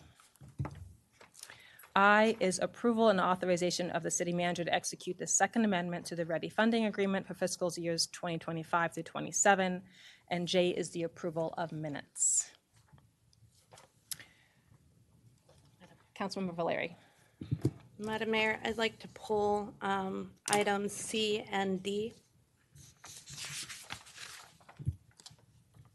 Okay, those are related to the two new housing projects and some office space at Research Boulevard, 2277 and 1455. Correct. Thank you. And I'm sorry. I just wanted to also note, I think you've made the changes while we were here, but the Ready agreement has been adjusted to address the shop local change. That's correct. Okay, thank you very much. All right, Councilmember Valeri. Yep, thank you. So the two items that I asked to be pulled, it is due to a concern. They're both about road code waivers, and it's due to a concern that I have regarding pavement width for the new secondary residential streets proposed. And so I do have concerns given our Vision Zero goals and the tension between that and supporting new development and new housing in the city. But I guess my question is to Mr. City Manager, on the two road code waivers, was the Transportation Mobility Commission, was there input or thoughts sought on the pavement size reductions? So this is the first I'm hearing the question right now. Mm-hmm. So I don't know the answer to that question. Okay, that would be, I think that should occur. I'm presuming that this is not going in contrary to our Vision Zero plan. That's a fact. That would not be, okay. But I don't ever want to assume, because we all know what that leads to. I appreciate that, and perhaps we can have a further discussion down the road on, no pun intended, on how these kind of road code waivers, how we should be looking at them through the lens of our Vision Zero goals. And any input and any materials related to it would be helpful. Thank you. I'll also note there's a dedicated work session coming up on road code waivers that we can actually, in fact, have that discussion. I believe it's in July. That's correct. Okay, thank you. We'll get your wish. Excellent. I also see a hand raised by Farmaz Mokhtari. Good evening, Mayor and Council. My name is Farmaz Mokhtari. In response to the question, I want to say the payment width reduction that Council member raised is only for provision of parking, and in some section of the road, we don't think parking on both sides of the road is practical because of either whether it's crosswalk location or side distance and all that. So the lanes widths and all that are meeting the requirement and satisfying the Vision Zeros and everything else. So the payment reduction is only where the parking is deemed not practical, but everything else on the standard of the road has to be met. I hope that helps council member. Thank you. Thank you, Councilmember Valeri. I just want to say thank you. I appreciate Mr. Mukhtari for making that clear, and I look forward to this new development. So thank you. Thank you. Does anyone else have any other questions? Okay. Do we have a motion to approve these items? Councilmember Shaw. Madam Mayor, I move to approve consent agenda items A, B, C, D, E, F, G, H, I, and J. It's almost a song. Councilmember Jackson. Second. Thank you. All those in favor, please raise your hand and say aye. Aye. Excellent. Thank you, colleagues. I appreciate all of your comments, and I know several of us sent questions in advance that we had answered, and thank you to staff for preparing all of these as we close out the fiscal year. We'll now move on to agenda item 11A. This is the potential adoption of ordinance to approve zoning text amendment, application TXT 2026-00271 for the zoning ordinance rewrite, Mayor and Council of Rockville applicants. While the team is getting set up, I'd like to introduce you to Holly Simmons, Deputy Zoning Manager from Community Planning and Development Services, as well as Jim Wasilick, who's the Chief of Zoning. We also have panelist Evan Johnson, Director of CPDS, John Foreman, Development Services Manager, Katie Gerbis, Chief of Long Range Planning, and Nicholas Dumais, Senior Assistant City Attorney. Welcome. Thank you so much. Good evening, Madam Mayor, members of the council.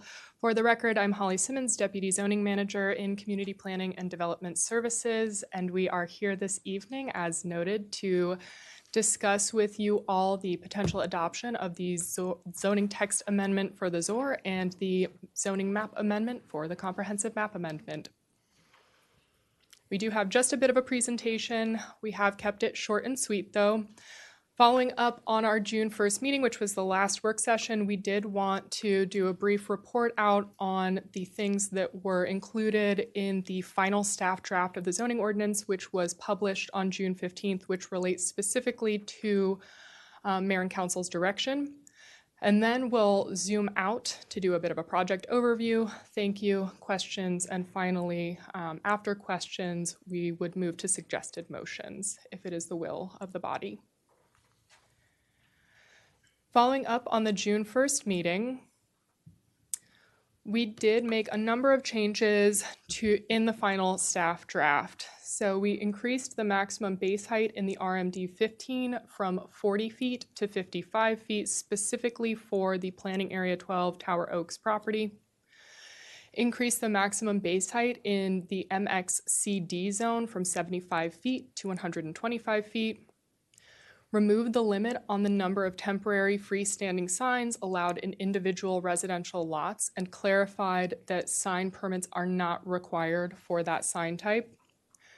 We've allowed drive-throughs in the MXTD and MXNC zones consistent with our current ordinance. We've allowed electronic message centers with regulations to ensure that they are compatible. And we've allowed administrative approval of rooftop solar panels and solar shingles and tiles on historic structures. Zooming out, we wanted to provide a project overview, first including a project timeline. So we're back to our big timeline here, going all the way back to project kickoff in fall of 2023. We had a number of project phases. Drafting began in January of 2025, a year and a half ago. Authorization to file, starting our adoption process, occurred on December 1st, and then the adoption process has lasted from December of 2025 through today. And anticipated adoption is scheduled for today, and that would result in an effective date for the new ordinance of August 1st, so just barely over a month away. Our project goals, you will recall, were to achieve land use policy outcomes specifically identified in our comprehensive plan, accomplish goals of the FAST initiative, increasing and enhancing our permitting and development review processes, ensuring compliance with current federal and state regulations, incorporating the city's commitment to equity, resilience, and sustainability, incorporating the best practices of planning and zoning, including housing variety and clear and objective standards, and finally, ensuring that writing and organization is clear, accessible, and easy to use. And then we have some fun facts, our project in review. This project has encompassed nearly 3 years of work, 78 public meetings, if you can believe it, including 9 with the mayor and council and 10 with our planning commission, 269 public comments at the time that this PowerPoint was drafted. We have more since then. 7 city departments, 3 public drafts, 4 new zones covering 100% of the city, representing 1 complete modernization of our 17-year-old ordinance and a shared vision to be turned into law. Finally, before we turn it over to the body, we did want to say thank you to a number of individuals. We've outlined the various city departments that were involved in this undertaking, including Community Planning and Development Services, our Department of Public Works, our City Attorney's Office, our Department of Housing and Community Development, our Department of Recreation and Parks, all of whom were involved intimately in policy development and drafting. And then more recently, we've added in our Communications and Community Engagement Department, which has given us great assistance, particularly over the last 6 months, including drafting and publishing articles in Rockville Reports every single month since adoption began, and our city clerk's office, which has been instrumental in helping us prepare for these meetings and coordinating the aggregation of public comments. We also wanted to thank the Planning Commission, our residents, and most specifically you all for your leadership and vision throughout this process. There have been so many people who have had just hands on this project, and it would not have been possible without any of them, and most particularly this council. So thank you. And we will pause there for any questions.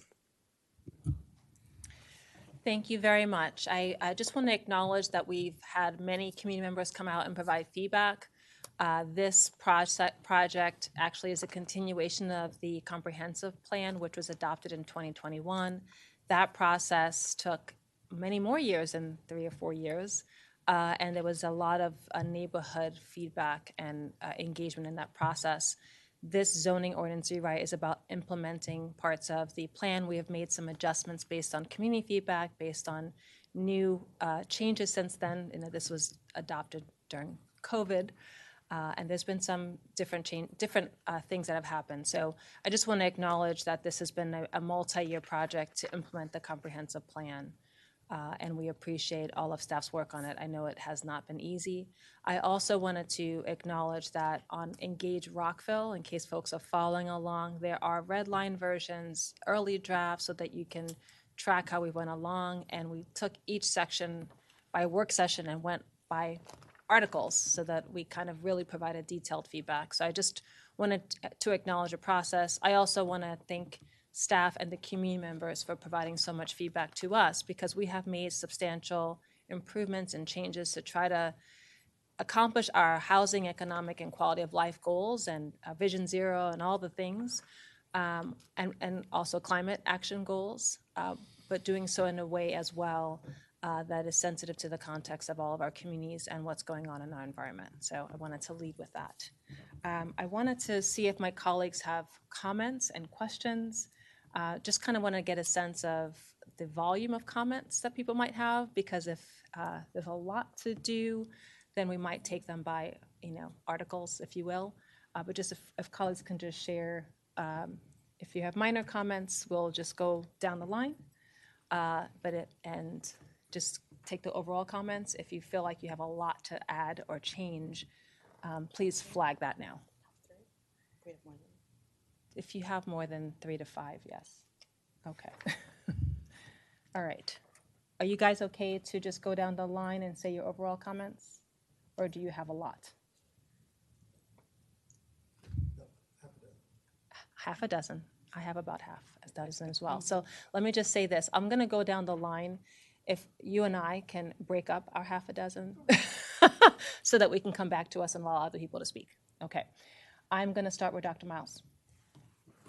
Thank you, Madam Mayor. Thanks for the presentation. I thank the community for their input. I do look forward to the conversation with my colleagues. I have a fair sense of, given the discussions and work sessions we've had thus far, a clearer sense of some of the remaining hurdles that exist between what staff is proposing and what the community is concerned about. I look forward to hearing how we may be able to resolve them. I have no major comments, but I'm looking forward to the discussion that we're going to have on these topics. Thank you. Thank you, Councilman Fulton. Thank you. First of all, thank you for all the work on this. This has been a long time and a lot of work, so I really appreciate it. The only thing that I wanted to mention or respond to was members of the community have pointed out a bit of the discrepancy of saying RMD 15 for a parcel, but add 55 just for like those undeveloped portions. I feel like one option we have to resolve that sort of confusion is to simply raise the height limit on RMD 15 to 55. We've done that in at least 2 other places through this zoning ordinance rewrite. In fact, we unilaterally raised the height requirement in MXCD from 75 to 125 across the board. And that didn't come with any extra MPD requirement. So I do think that a way to resolve the ambiguity, I agree with people that it is kind of an outlier the way we've drafted it. So I did want to propose that, and I think you all gave some good information on how many other parcels there are that would be affected there. So I did want to see what my colleagues thought about cleaning up that ambiguity by simply doing what we did for MXCD and I think another zone and simply raise it to 55. I will also say in that regard that I think we all want a lot of, we want housing, we want affordable housing. And because of that, I think that some MPDUs is better than no MPDUs. And we've got a lot of indication that continuing to add on to this parcel is likely to result in no housing. And that's counter to what this body has said all along. So that's where I wanted to make that comment on that one parcel. I also think it's incongruous. It's kind of conflicting to, it's almost like if I promise you $100, then talk about giving you $50, end up giving you 75, that 25 is not a bonus. It's a compromise. So I think it's weird to consider it a bonus height. That's the only part of any of this that I wanted to comment and offer an option for my colleagues on to consider. Otherwise, welcome to hearing the rest of the conversation. Thanks. Thank you, Councilman Valeri. Yes, hi. I will probably have more. I have a set of questions, but I do want to note for everybody, probably present, unless Mr. Levy is still here, probably Mr. Wasilek is the only other one that knows, along with Madam Mayor and Councilmember Miles, that I started this journey as a member of the community during the Rockville 2040 charrettes and that whole process. It is very funny to be up here for this part of it. So I want to say thank you to all of the staff that this has been a very long journey. I do want to note that there has been, as I was the president of the Twin Brook Community Association, multiple opportunities for community engagement. And I want to thank staff for doing that. I felt at the time, and I still feel now, that staff were very approachable on any questions and concerns. So thank you for that. And I did just want to note that I've been here since the beginning. It's like, kind of watching a baby being born, but a lot less pain. So, Really? I mean, yeah, in theory. So I had a couple of questions. One is we had talked about kind of making the elements of a champion project, revisiting that and making it applicable to the entire city. And I didn't hear at the time opposition from the dais on that. I think it also goes to my colleague's point on uniformity and not, creating another patchwork and really trying to be more equitable across the board. So I would be very interested in seeing that. I don't see it in the current draft. So I'd like to see that. The other Can I thing. pause there for Sure, one sure. second? Just because that's something that did come up in a previous work session. I know several of us supported it. There may have been a reason as to why you felt like you couldn't put it in there now, but I just wanted to pause Nope, to that I comment appreciate so that we could get staff's input on that. Yes, I might start this off and see if Mr. Wozniak has anything to add. The champion projects currently apply, as you all are aware, just to the South Pike area. So the reason, I think there were probably two reasons that we did not pursue expanding that. One is because we did not receive clear direction to do that, but the other one is a little bit more of a policy consideration. The MXTD zoning allows for bonus heights, which effectively replicate or kind of, they do essentially the same thing that the champion project would do. The way that the champion projects are defined, they allow for additional height and a couple of additional benefits which have essentially, they allow for additional height, but then they also allow for some additional benefits which have essentially gone away with this draft. For example, they allow an increase in the gross floor area for single tenant commercial uses, but you all know that we have removed that restriction from the ordinance entirely, so that would no longer be a benefit of the champion project. It kind of got pared down to really the thing in this ordinance that you receive by virtue of being a champion project is an increase in height. Now, the way that the champion projects are defined, you can get that increase in height for a number of different things. Mr. Wozniak could speak to those much more thoroughly than I can, but they're things such as increased amenity space or public benefits, which are not clearly defined.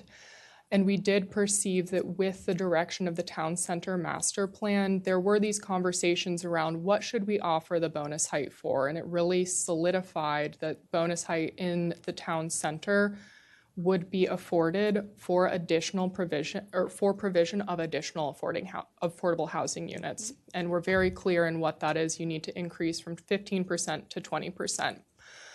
The way that the champion projects are defined, it is kind of amorphous. It's just an additional public benefit in terms of amenity space, et cetera. So it's not as clearly defined as the way that we've structured the bonus heights currently, and it would be something of a divergence from the policy that was established with the town center master plan, which really did look at, okay, we could be affording additional height for any number of things, and we've decided that housing is the thing that we want to prioritize. I hope that that made sense. And Mr. Wozniak, if you have anything to add to that. I would just add that the champion project actually could occur in two zones under the current ordinance, the MXTD and the MXCD, but is limited to the South Pike area, in other words, the Twin Brook metro area. Ms. Simmons is correct. The MXTD zones that are being created by this code essentially supersede the benefits of the champion projects, both to the development community as well as the city. Your policy direction is very clear that you'd want to see additional affordable housing, and this provides the opportunity to do that. I bring up the MXCD zone also because you rezoned the MXCD portion that's within the South Pike to the MXTD zone. And also in our draft, we're recommending an increase in height to the MXCD in other parts of the city where it exists, up to 125 feet. And that was the height of a champion project in the MXCD zone. So essentially, champion projects have been superseded in both of those zones where they were permitted. Gotcha. And so, I'm sorry, Madam Please Mayor. So that absolutely makes sense. I never really liked the idea that it was confined to the South Pike. I think that we have, as mentioned during the town center master plan process, we don't want to just have height in just one location. Myself, and I actually believe Councilmember Fulton and others said, why are we not looking at the entirety of 355? So I appreciate, and I know things like the parking waiver were another component of the Champion project, and that has become obsolete as far as that. I want to make sure that we are still looking at those kind of big projects. We are not doing the, Mikey likes it, let's just put it right here, because I don't think that we're going to have the luxury. Our transit centers, we're going to hit that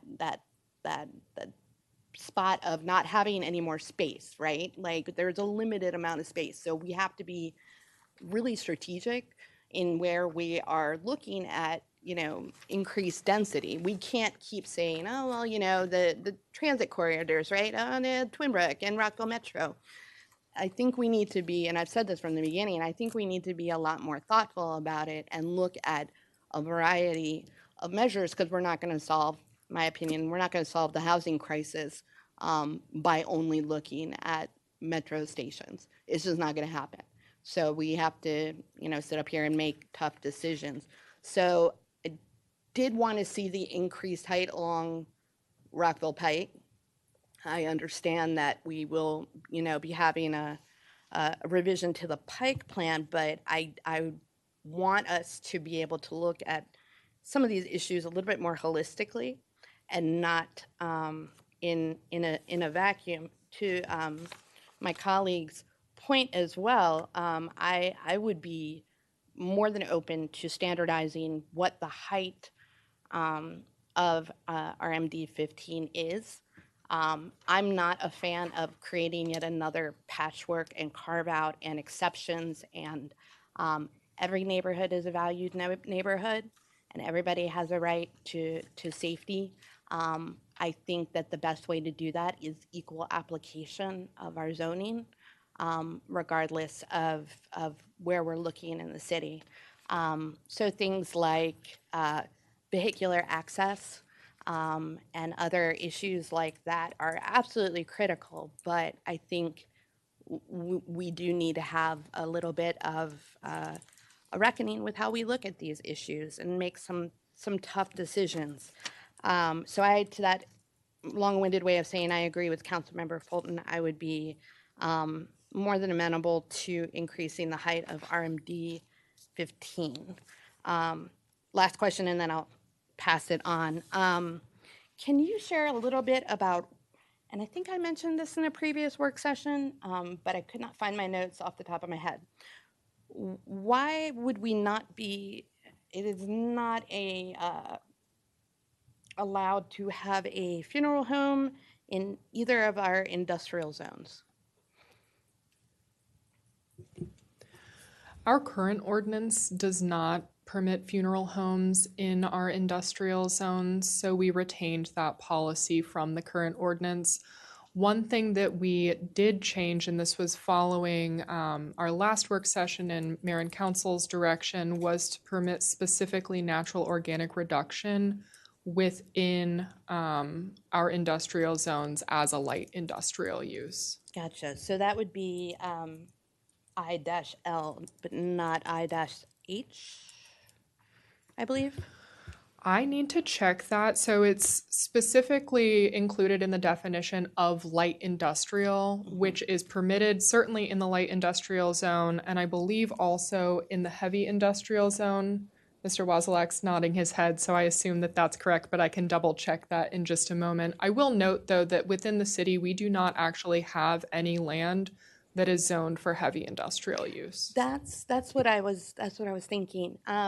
So then I guess in the MXB zone, the light industrial uses, would the natural organic reduction be permissible? And does it need to be explicitly included there for clarity? So we did not revise the MXB zone to allow the natural organic reduction. That was for a couple of reasons. We did amend our funeral home use again following our last work session to allow alkaline hydrolysis, which is something that staff has been aware of for the past year or so and has made a zoning interpretation that would be allowed as part of our funeral home use. However, we became aware of natural organic reduction as a thing that happens in the world within the last month or so. So that's something that we really just have a lot less knowledge about, and the knowledge that we do have indicates that it is a much more intensive use than alkaline hydrolysis, involving truck traffic, and also, the composting of human remains as well. So that is something that we did think this is appropriate for our industrial zones, but not necessarily for our mixed-use zones. Gotcha. And MXB is mixed-use business. That's correct. Okay. So I would be interested in the inclusion there.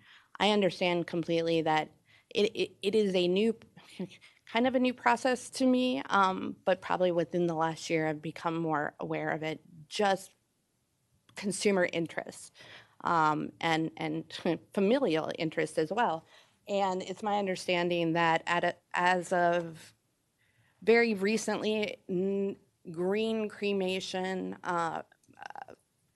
was not permissible in the state of Maryland. There had to be enabling legislation. So really it's a brand new issue, like all around, right? But that we would have the potential to be the first location in the state of Maryland. That would be awesome. I think that is enough of a driver, given our climate action goals, but enough of a driver for me to really want to include MXB in that process. We're always looking for that special something, and I think that this is a really good example of that. And I'd love my colleagues to be supportive of that. And I will stop there, Madam Mayor. Thank you very much. I just want to thank staff for making some of the changes that we requested in terms of the natural organic hydrolysis process and putting that in our code language. I also respect your professional need to learn more to make a solid recommendation to us. So I'm interested in exploring this, but I understand it sounds like you guys want more time to look at it. So I just wanted to note that. I don't know how we would do that in the context of the limited time we have, but if you have a recommendation as to how you'd like to review this and maybe bring it up in the future, or if you think that you could get comfortable enough to, there's not a lot of time tonight, but when would you think you might be comfortable to give us a recommendation? No, I think we definitely would appreciate additional time in looking into this in the future. One thing I would mention, at least for the purposes of this evening, is that we did have a chance to take a look very briefly at the one existing facility that we are aware of that does natural organic reduction in the state of Maryland, which is in I believe it's Elk Ridge in Howard County, and that is located within a heavy industrial zone. So that was somewhat informative for us, at least for the purposes of tonight's conversation, but we're certainly happy to look into that for the future. Okay, that'll be helpful. I can sense the body language that you want more time, and I'm interested in doing this, but I also want to make sure you have time to do the homework, that you can give us a good recommendation on where it goes, how it goes, and how we can make it work. I think in general, we're open to this idea, and we want your professional guidance. I have some overarching comments, and I know that we've been through a long journey together. We went from deer mesh to, how do we get more housing? So we've accomplished a lot together, and I just want to say, again, thank you to the community for all the feedback. There's on page 730 of the brief book, I noticed that we use references to citizen. And so I just think that is probably, we can be more inclusive in our language throughout this document, in places where we see citizen, either put resident or stakeholder or denizen, whatever it is. But that's something we've been doing throughout our Rockville documents, and I just wanted to flag it here. It's minor but important. You answered my question on the Champion project. I appreciate that. I also really appreciate, I know I raised the idea of, putting higher heights on 355 during the Rockville Town Center Master Plan. That's something we were also hopeful for, and there's a Rockville Pike Plan coming up, but we figured we could at least do this. When we get to the Rockville Pike Plan, there may be other things we can discuss to do that more thoroughly, but I really appreciate you finding a way to bring this up for discussion. My question to you is, it's not currently included in the draft. So what do you need from us tonight? Because I think, based on my colleagues' feedback, that we're willing to and interested to do it as part of this ZOR, and then maybe revisit again in the Rockville Pike plan. So just can you share next steps on that? So when it comes to the MXCD, we did increase the height in the final staff draft to 125 feet. Okay, you had it in the upfront staff report, and I remember talking with Mr. Mihalik saying you may had to make some changes to it, but are we good with as it is? Yes, and it is included in the final draft as well. Okay, now the RMD 15 recommendation that's included in the staff report, you did not include that in the staff draft, yes yet? What we've included in the final draft was an amendment to the RMD 10 and 15 development standards table, and that footnote included allowances that basically outlined that specifically the Tower Oaks Planning Area 12 property proposed for rezoning would have an increased height of 55 feet, but that would be limited to that parcel only and not applied broadly across the RMD 15. If it is the will of the body to change that, to allow for that 55-foot height limit in the RMD 15 generally, we are prepared with an amendment. Okay, thank you, that's helpful. For the MXCD along the Pike, it doesn't necessarily say 355. So I just wanted to clarify, is it written as to support the Rockville Pike? The height increase? Yeah. It's applied to the entirety of the MXCD zone. So again, it's shown in the table. Yeah, that's that what I zone. saw as well. And I went to the interactive map, and there are at least 2 or 3 other areas that have MXCD. One is near Wooten Parkway. Can you just describe the other properties beyond 355? And I spoke to Mr. Mihalik about this question to give you guys a heads up. So. No, this is an excellent question. We are prepared to respond to this, and I'm going to defer to Mr. Love it when a plan Wozniak. works out. We are a bunch of planners after all. That's exactly. I was going to pull that joke.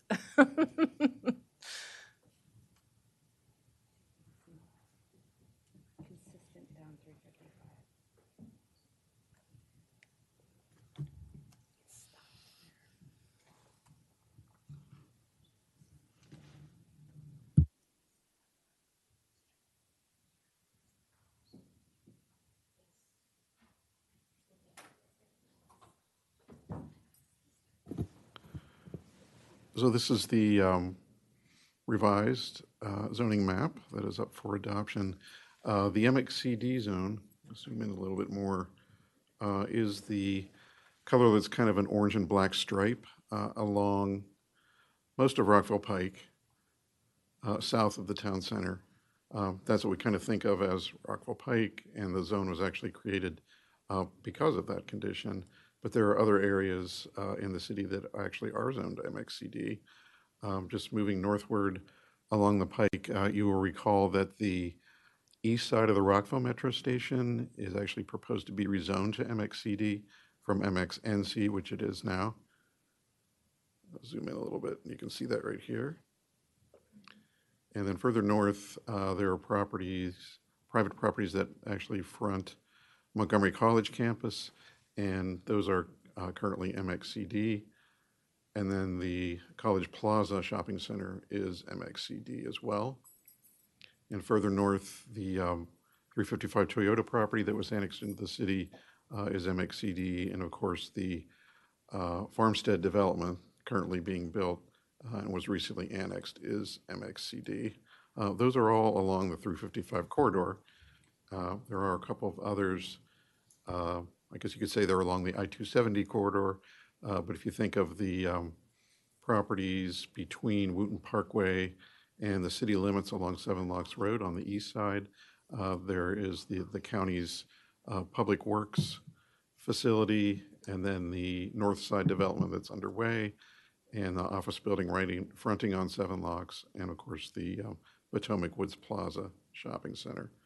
So I think that's the extent of the properties that are currently MXCD and would be subject to the same height increase. Excellent, thank you so much. I just wanted to clarify, I just wanted, because we haven't, one is I appreciate you tolerating our efforts to try to move a little faster than the Rockville Pike plan. I want to acknowledge that. But we hadn't talked about the other affected areas in this, so I just wanted to specifically call that out so my colleagues and I could see that. Most of the other areas are things that are already in developed or are not likely to change necessarily because they're being actively worked on right now. There's two areas. One is College Plaza, and the other one I wanted to flag is the one on near the Wooten Parkway. Can you just describe the adjacency to current residential homes and what that might look like? Because we have some transition zones in the Rockville Town Center Master Plan, and I just wanted to understand, are staff feeling comfortable with this need, because it doesn't say specifically 355 Rockville Pike in this change? Just to clarify, are you talking about the properties that are along Seven Locks Road, kind of south of Wooten? Yeah, so there's the county facility, Right. but then you mentioned an office building which could change, and the other Potomac Woods property. Right, there's 1201 Seven Locks, I believe is the address, but that's an office building that fronts on Seven Locks across from the Potomac Springs community. And then there's the north side development currently underway and Potomac Woods Plaza.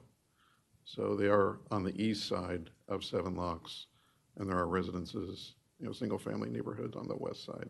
Okay, so there's at least, it's a pretty major road. Seven Locks is a divider. Right. Okay, thank you. I appreciate that clarification. And I note that MXCD doesn't cover all of the Pike. We are going to get to a Rockville Pike plan, but we were just trying to look at how do we support our economic and housing goals sooner. So I just wanted to point that out. In terms of the current MXCD versus what we're moving to, can you please share the current height allowance that was proposed? The current height in the MXCD is 75 feet, and it's proposed to become 125. Okay, thank you. And I will also note in the Rockville Town Center Master Plan, there are places where we increase the base height, but even along the Pike, we have an additional bonus density to try to create more affordable housing, and that's something as we get into the Pike plan, we can certainly initiate as well. Is that right? Yes. Okay, I'm trying to keep in mind the housing needs assessment, and you said that you need 2,300 units for incomes 100K and below. So I think that we need to keep that in mind in our planning. Thank you for that. For the RMD 15, I know that there were 4 of us who were interested in looking at the additional height for RMD 15 as a contingency for additional affordable. I was curious as to staff's recommendation in terms of the math penciling out. Would 18% versus 20? I know for the buildings in the Rockville Town Center Master Plan, there was a significant amount of height, and we went to 20. You recommended 20. Did you also explore 18% MPDUs? So staff's recommendation for the Tower Oaks Planning Area 12 property continues to be the RMD 25 zone, consistent with the comprehensive plan recommendation. However, understanding that Mayor and Council had an interest in alternate options, we did think that the most appropriate option for that site specifically would be the RMD 15 zone, with a height increase to 55 feet to allow for specifically for what we've seen in similar areas as relates to 2/2s and townhouses, just that 55-foot height is necessary to generate that type of development. So staff is not recommending any increase in the amount of MPDUs that are required to obtain that height. And we have heard testimony from the property owner's representation that requiring that additional increase in MPDUs would make development infeasible on that site. Are we able to verify that? No, we are not able to. So that is just testimony that we have heard, but even regardless of that, staff's proposal was RMD 15 with a 55-foot height. Thank you. And 2 questions related to that. DHCD has, the Department of Housing and Community Development, has given us a wonderful presentation on the need to develop more MPDUs. I know you can get that through total units, they also talked about needing additional incentives. So I don't know if DHCD has weighed in, if there's been a cross-department conversation about this, but that was something I was also interested in. DHCD has weighed in to the extent that they're strongly in support of the RMD 25. Excellent. Thank you very much. I appreciate the additional information that you have shared. I do continue to say I'm open to the additional housing types. We are getting townhomes across the city of Rockville, and we're also getting 2 over 2 condos across the city of Rockville. I continue to stand with myself and 3 other colleagues who supported allowing the 55 and I'm open to a slightly lower amount, but trying to find ways to get additional MPDUs on that property. So I will just restate that I am still in the position I was during the last work session. I did have a question about, and I'm also, if we do that approach, I'm fine to make that a universal theme for RMD 15 across the city to allow more flexibility for those projects. The question regarding that same property about the emergency vehicles, can you address the community's concerns on that? Because I know that the mayor and council specifically did talk about emergency vehicles. Absolutely. So we did include also a restriction on the access to the parcel, similar to the way that it's structured. The restrictions on access are structured in relation to the MXNC zone and the MXE zones. Those are restrictions that we currently have within our ordinance, and which are retained and slightly revised in the final staff draft. The revision specifically is to allow for, I actually should pull up the language. Bear with me for just a moment.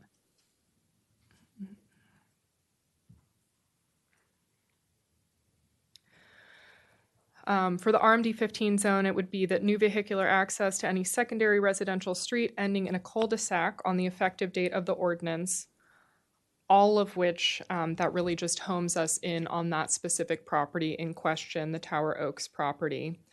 So that new vehicular access is prohibited unless determined by the Director of Public Works, Chief of Inspection Services, or Fire Marshal to be necessary. So when we were looking at those restrictions, we did identify that in the past, they have been problematic, and specifically we need flexibility to ensure that our folks who are kind of overseeing our roadway safety and function and our service delivery, specifically emergency services, have the flexibility to require an access be created even regardless of other circumstances. So this is not something that would be employed just at the whims of the developer or planning staff. It really would be the determination of those leaders within the departments, the Director of Public Works, the Chief of Inspection Services, or the Fire Marshal in instances where that access is necessary. Thank you. At some point, people change in an organization in the city of Rockville. That happens here. We've had new staff come in without having something that details what the intent was at this very moment, because people may not go back and watch this work session. How do you signal to future staff that that is the intent of that language is really for emergency vehicles? This is a great question. I think at this point, with the final draft of the ordinance, it is more so implied and it is left to the determinations of the people in those positions.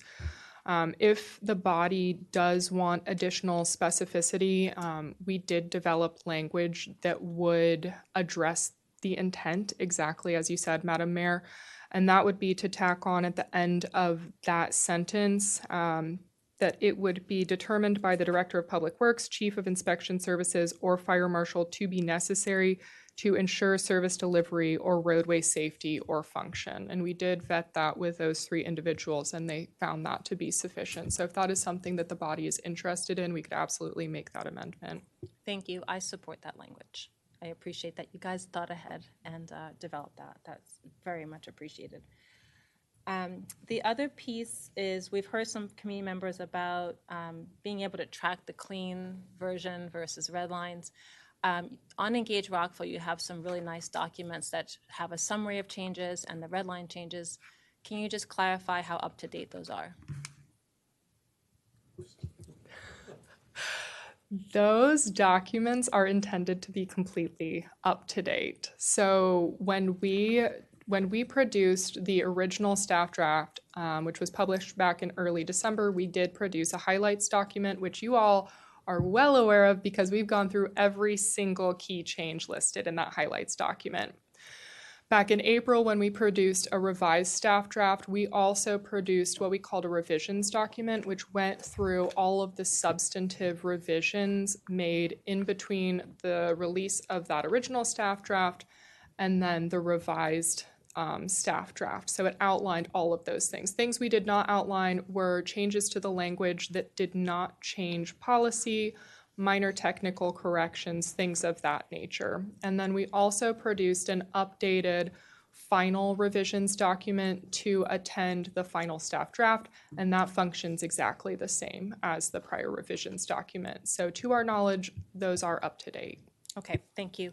I have more to add, but I'm going to pause there. The last thing I'll just say is, in terms of Article 11, I believe that's the number, historic designation, I continue to support a supermajority versus unanimous, where that doesn't exist anywhere else on our any of our rules and procedures. So this relates to the owner consent, and if an owner doesn't expressly write consent, that there would have to be unanimous vote. I'm aware that even the HDC, Historic Dishes Commission, had an African American property that was discussed, and they were even 4-1. But I'm very worried about that, particularly for some of the cultural designations that are in the city, and just the history of African American properties that have been lost. So I will just continue to say that I support a supermajority over unanimous. Thank you. Councilmember Jackson. Thank you, Mayor. So first of all, thank you to staff for taking our comments and our suggestions and incorporating them into the draft. I really don't have too many questions because I think a lot of them has been answered and answered well. Just to pick up the mayor's numerous questions, one of them she asked was about the traffic. And I just want to make that clear because I think that was something that many of us heard from numerous comments, was a little bit of confusion the way it was written. So just to get you guys on the record, if you will, was there a specific reason that it mentioned like heads of departments? And can you assure the public that no public traffic will be going through that section of road? Yep. Councilmember Jackson, I'll take that one because all those folks report to me that we mentioned in the code. It is really just for emergency purposes. I want to be crystal clear about that. If council wants us to make the tweaks to the language that Holly recommended, we would encourage that.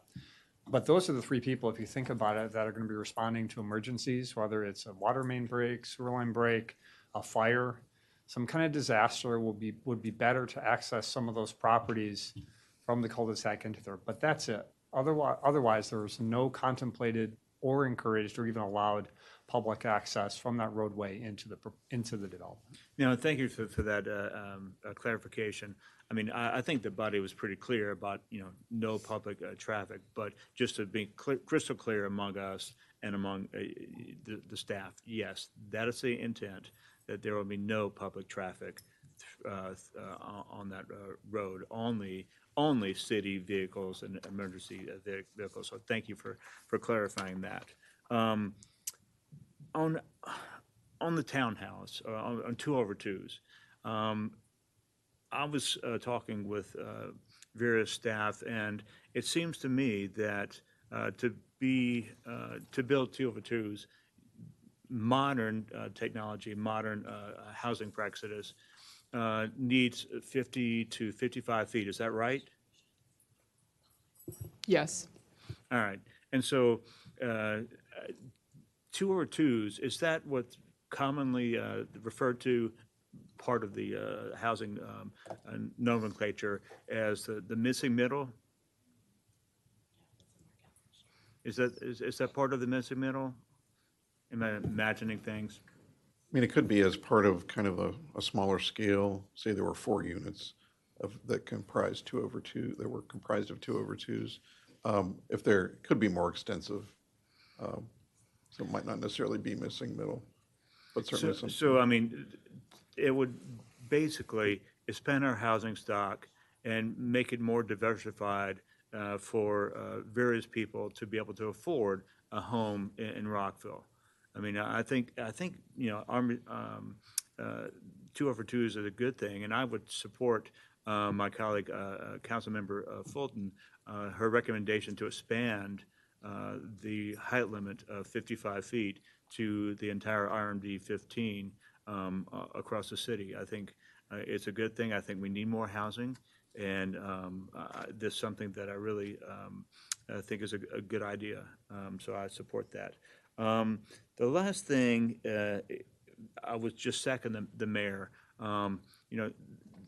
We're talking about 251112H for those of you paying attention at home.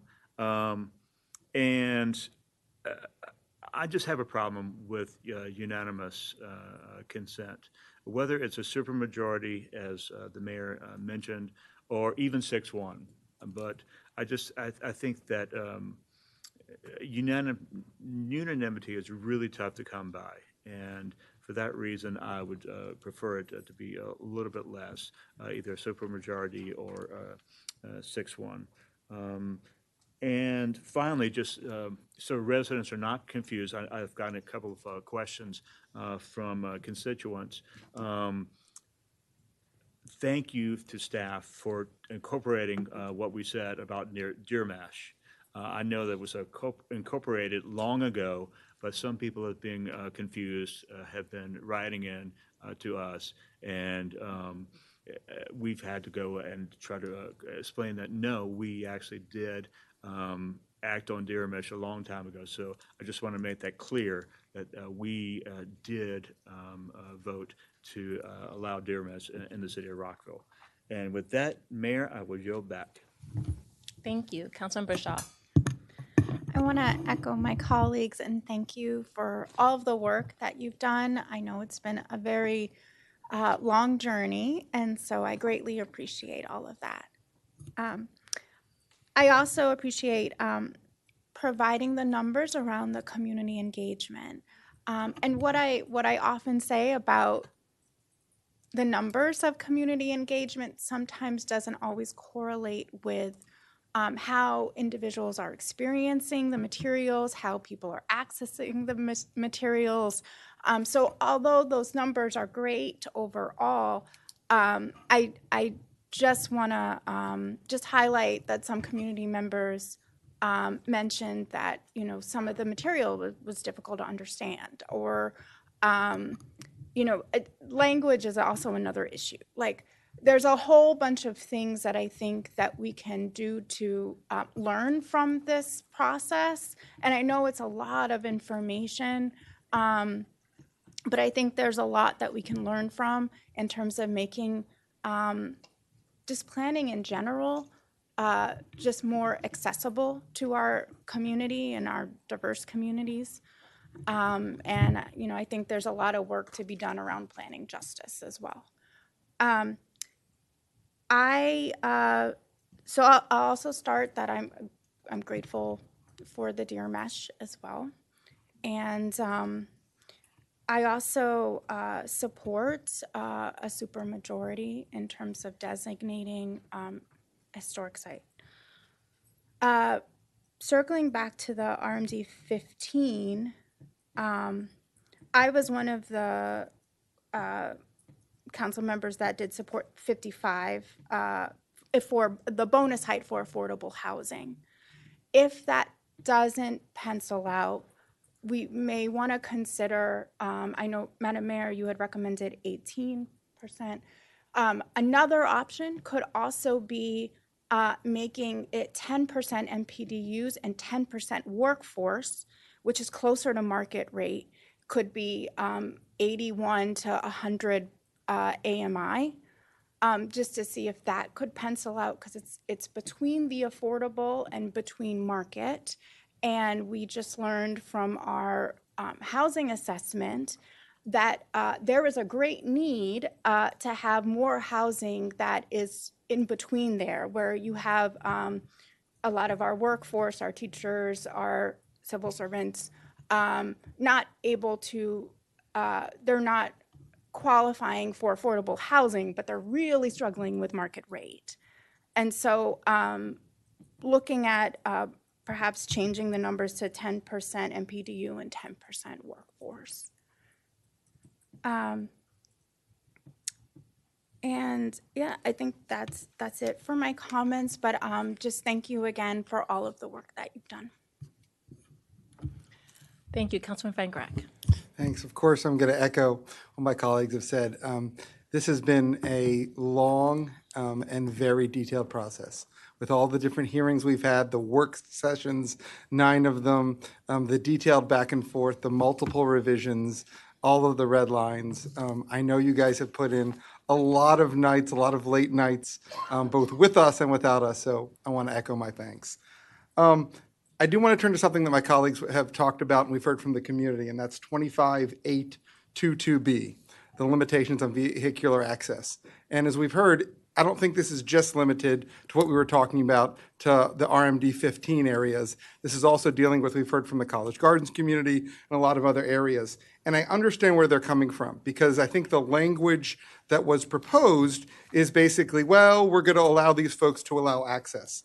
I think there's a couple changes that I think we need to have. I think we need to say, and this is, I think, more forceful within, and I think this can track which every one of the 1, 2, 3, in whatever zone it is, vehicular access to this secondary residential street is prohibited, period.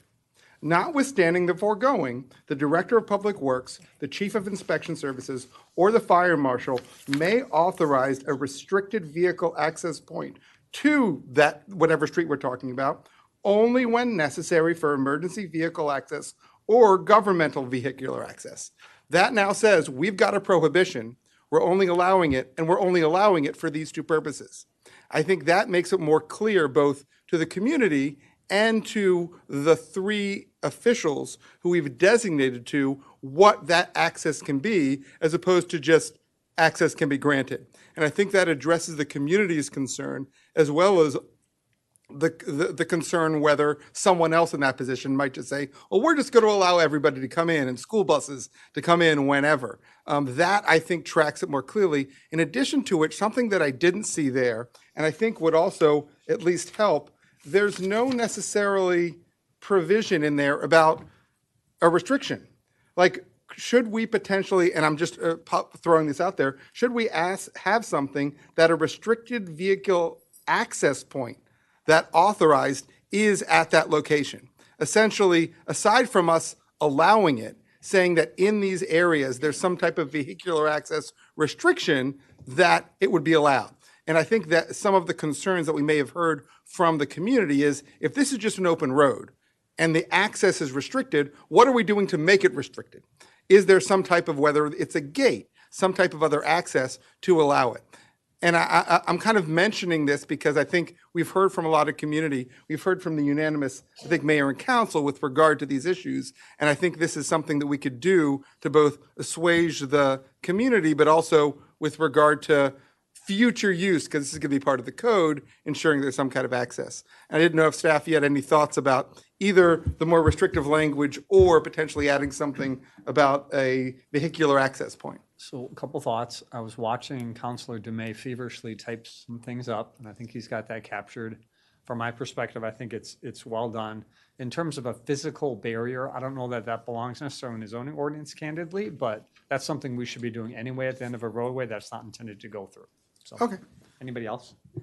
I did, just relating to the consideration of restricting it to the type of vehicle. That is something when we were drafting our potential amendment, that it would be determined to be necessary to ensure service delivery or roadway safety or function. We did also consider restricting the types of vehicles. However, when we were thinking about implementation, that is much more difficult to enforce. So it would be quite difficult to say, we could certainly write that into the zoning ordinance, but ultimately that was not our preferred option because it speaks to the specific vehicles and not to the intent. And the intent is a little bit easier to regulate than the vehicles that may access the roadway itself. Can you repeat, because I know, Councilmember Grack, just can you repeat what you had shared earlier with us as your proposal? And then Councilmember Grack, you had a suggestion, if you could repeat yours as well.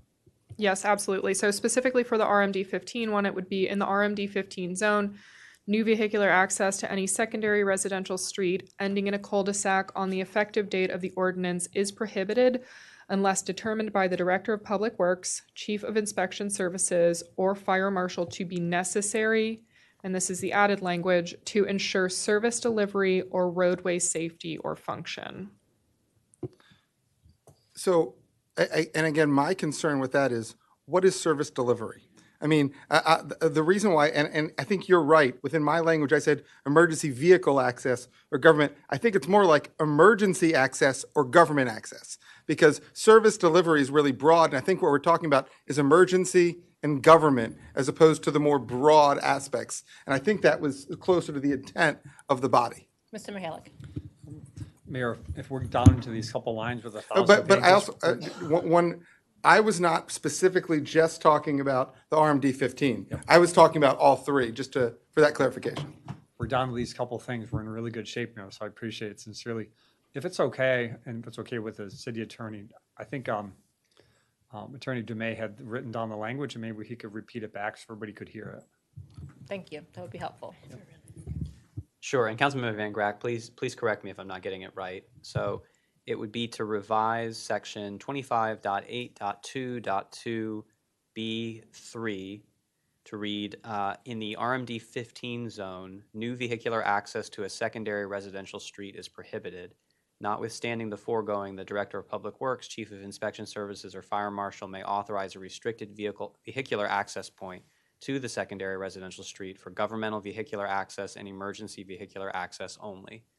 So, and I think what we're saying is get rid of the word vehicular, because we're talking about emergency access and governmental access, but also B1 and 2 also having the similar restrictions, because I think this concern is not just for the folks who we're talking about in Newmark Commons. We're also talking about those other areas where residential neighborhoods affront the MXCD, the MXE, the IL, and the IH.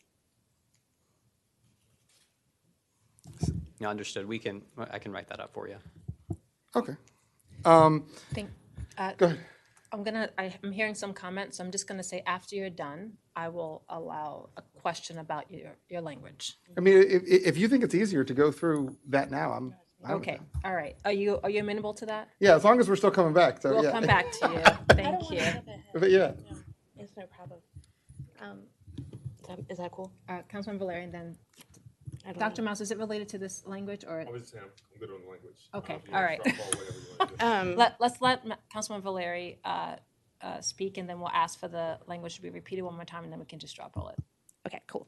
I am increasingly uncomfortable with this conversation for a variety of reasons. We are talking about a public road.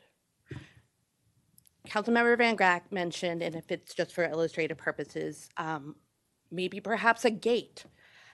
We are edging very close to a city created through zoning HOA. And I am extremely uncomfortable with this. I understand that we have the ability to say what types of through traffic, to Ms. Simmons' point, what is the road actual capacity? Do we want to have tractor trailers going? That is a real issue that Markwood has been facing, right? They have had tractor trailers going down Potomac Valley Road. Now starting to say and putting layers on there of who is permissible through this road, who is not, when it's a public road, that everybody, this is a public utility. So I'm at the point right now where if it's going to get any more restrictive, I can't support it because we're getting kind of away from the compromise and into gated community by Rockville zoning, and I cannot get to that point. Thank you. Do we have any other comments? Okay. Can you reread the language that Mr. Jemai drafted? Sure. So, and again, Councilmember Van Grack, bear with me here. So I think we would be eliminating subsections, again, it'd be 25.822B1, 2, and 3. Can you share the page? This is, yes, it is page 916 of your packet. So we would be eliminating those provisions and replacing them with a single subsection B that would read, in the MXCD, MXE, IL, IH, and RMD 15 zones, new vehicular access to a secondary residential street is prohibited. Notwithstanding the foregoing, the Director of Public Works, Chief of Inspection Services, or Fire Marshal may authorize a restricted vehicular access point to the secondary residential street for governmental access and emergency access only. Can you share, I see that, let me just let. We will. I'm going to send that to Ms. Simmons. So Let's let Ms. Simmons, go ahead. Well- Let Ms. Simmons go first, and then Councilman Van Grack, I'll go back to you. We will have to rework that a little bit because each one of those does function differently. So specifically with the RMD 15, we do need, it's only new vehicular access and not vehicular access. Generally, it references a secondary residential street versus a residential street. So I appreciate so much Mr. Dumais hopping on this and working to simplify it, but the simplifications, we can't simplify quite that much. I'll continue to work on it. We'll continue the Thank you very much. Thank you very much. Okay, so we've got a little bit more work to do, and we'll come back to the body's feedback on that particularly. Councilman Grack, you have the floor. No, I was going to say, Ms. Simmons and I had it exactly right, because we're not saying this for all RMD zones, all RMD zones with the specific parameters therein that would have that restriction, whereas the MXCD, MXE, IL, and IH could be combined. Do I have that right, Ms. Simmons? Ooh, let me check. I think each one actually. Oh, no, you're right, because there's a secondary and the Yeah. primary. You're exactly Yes, correct. yeah, So they each all- one- unfortunately, all they have to separate- be you're treated exactly separately, correct. yeah. So I'm wondering, let's let you guys fine tune, because we're putting you on the spot, and I want to give you some time to get it right. Getting it right is more important. So, but Councilman Van Grack, you have other comments. Great, yes. So with regard to the issue kind of expanding from the RMD 15, I actually fully support what Councilmember Fulton was saying with regard to bringing RMD 15 to 55 throughout the city. I think it makes sense. And, you know, one of this body's top 3 goals that we've talked about through this entire term has been housing. Increasing housing, both with affordable housing, increasing supply. And, you know, Councilmember Larry, I actually have to compliment you, because you've been at the forefront, even today, talking about making sure that we have housing in every part of the city and expanding throughout. And it's not just Twin Brook, it's not just Rockshire, it's every area. And by doing something to expand RMD 15 to 55, I think accomplishes that critical goal that this body's gone forward. I understand the concern that I know that a number of my colleagues have said with regard to MPDU's workforce housing. That's something that we also have been a key goal within this body. However, I don't see what we're talking about here as part of it. Specifically with regard to this property, you know, Ms. Simmons, just as you were saying, this was in the comprehensive plan as RMD 25. And we heard from the community loud and clear, a 75-foot height. And that density is not appropriate for that area.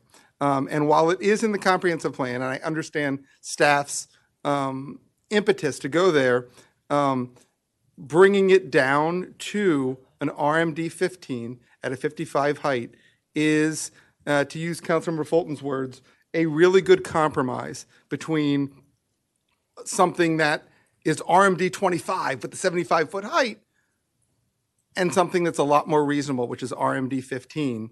And given the unique circumstances of this particular property, there has been a lot of pushback from the owner of the property pulling away from RMD 25, because that's what it was essentially supposed to be.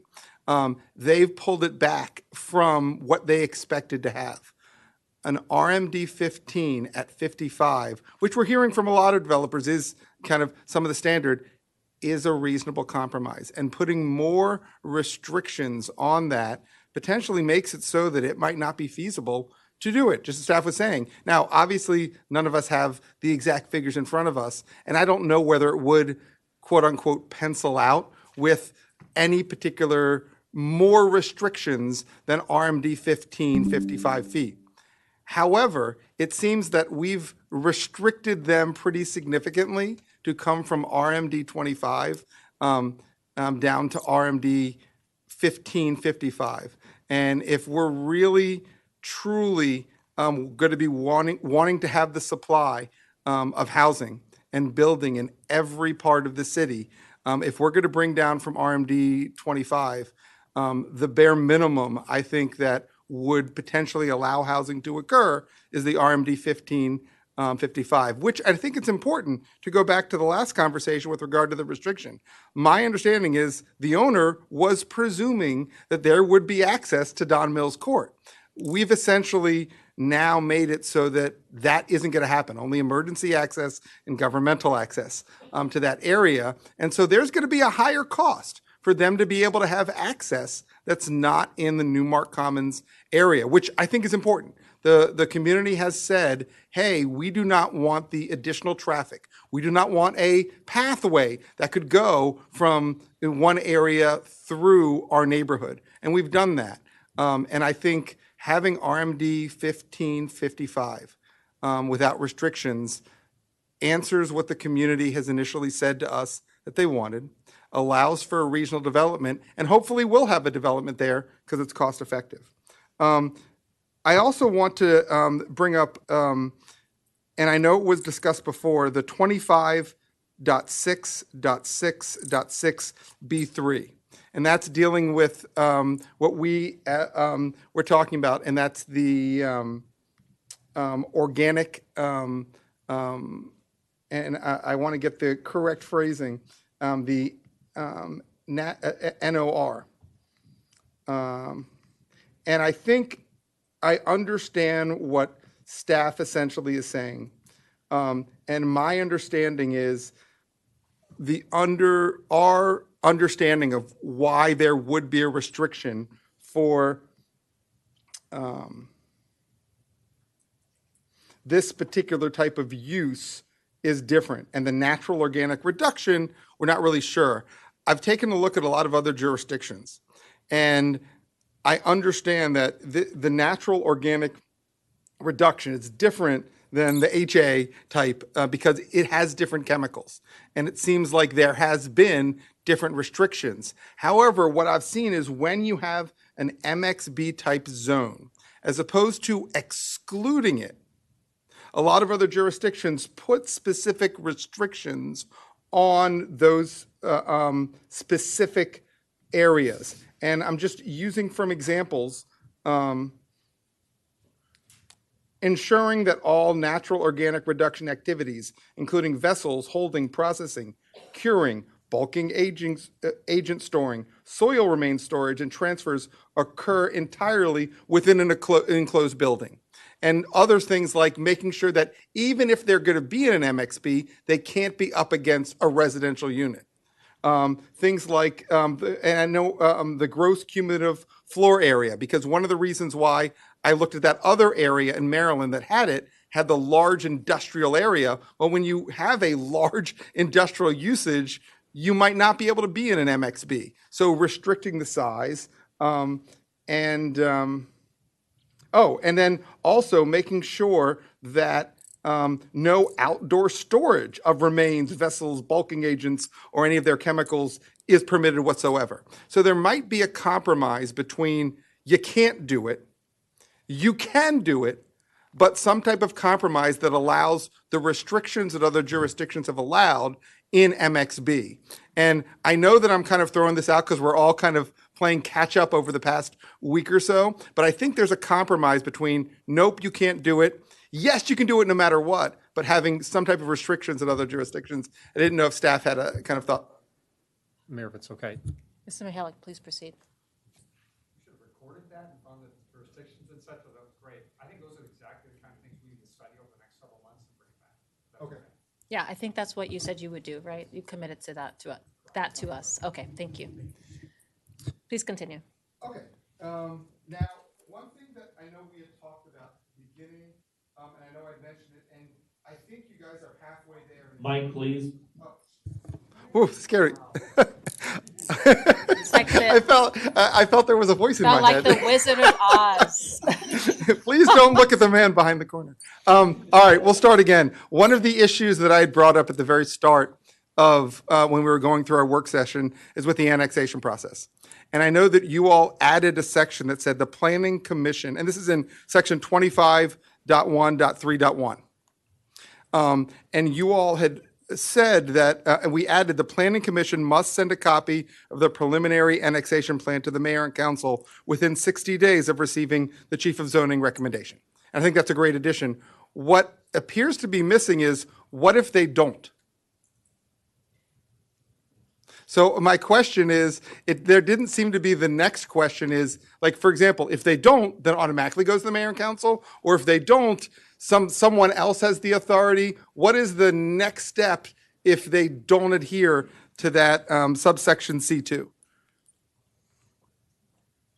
Our intention was that it would go directly to the mayor and council. However, I do take the point. I don't know if Mr. Wozlak or Mr. Dumais have anything to add to that. So I think we probably have two options. One would be to assuming realistically the Planning Commission they don't have the ability to withhold reports that they generate. I mean, once they approve something, it's essentially under the custody of the chief of zoning. So we could leave the language as is. We could similarly just say something like, if the Planning Commission does not transmit the preliminary annexation plan, the mayor and council may proceed as if the Planning Commission had recommended annexation. But ultimately, you can't fabricate their recommendations. We could say we could proceed without their recommendation, for example. But I will say, I think these are, they may be worth addressing, but these are hypotheticals that are pretty unlikely to be met. But I guess I'm having trouble with the logic that if they don't, how does it automatically go forward? The annexation. So subsection D says, after reviewing the preliminary annexation plan recommended by the Planning Commission, the mayor and council must adopt a final annexation plan. If there is no preliminary annexation plan recommended by the Planning Commission, and I would argue that they could proceed mayor and council could proceed under state law. I mean, I think the point I'm trying to make is we can certainly add additional language that would allow greater clarity that the mayor and council could proceed in the absence of a recommendation. But my recommendation in that instance would be that the Planning Commission would not have the ability to prohibit the mayor and council from annexing property by failing to proceed with a study. So it's essentially, it's up to the body. But I think if we search carefully enough, there are probably a number of instances throughout the code where there are actions that are required by various bodies. I don't think the Planning Commission would have the ability to prevent you essentially from annexing property, though, from taking a legislative action. So you're saying that if they didn't, we could just go ahead? That's what if we were in that situation right now and this were the language in the code, that would be our recommendation. So, and again, this is just the lawyer in me. Could someone stop that, saying that the code wasn't held to? They could make the argument. Yeah. Okay. I mean, I think I'd probably be safer with a carve out, but I guess that would be also up to my colleagues. And I can draft something very quickly. I mean, again, it would say something like, if the Planning Commission fails to send a copy of the preliminary annexation plan pursuant to the subsection C2, the mayor and council may proceed with the annexation, something to that effect. All right, I have a few more things. I know I've taken up a little bit of time. The only other thing that I'd note with regard to 25.11.1.2.h with regard to the Historic District Commission, I still stand by, my vote previously that it should be unanimous. However, if there's a vote, I do not think it should be supermajority. I think it should be at a minimum a 6 vote. And I have a few other things, but I'll wait for my next turn. Thank you. Dr. Miles, you had your hand up previously. Thank you, Madam Mayor. Again, I want to thank my colleagues for their comments. As you pointed out earlier about yourself, Madam Mayor, I made comments relevant to the zoning ordinance rewrite in the work sessions previously. My thinking's largely the same. I just want to point out some clarifications based on the conversation that we just heard from our colleagues. One, most recently from Councilmember Van Grack, I am looking forward to hearing the language, the finalized language that you all worked on with regard to vehicular access. That makes sense to me. I do also want to align myself with the comments of Madam Mayor with regard to MPDU bonus density, and then getting away from on the historic designation piece. Again, I think I made this comment before, but if it failed to be registered, the notion of getting away from having it a unanimous vote to a supermajority, I'd be in support of. That's all. Thank you. Thank you. I'm trying to tally some conversations because I know you're looking for direction. So there were 4 who are supportive of the MPDU. What I want to also clarify I think there's also, I heard from myself, Councilmember Shaw, Councilmember Valeri, and Councilmember Miles.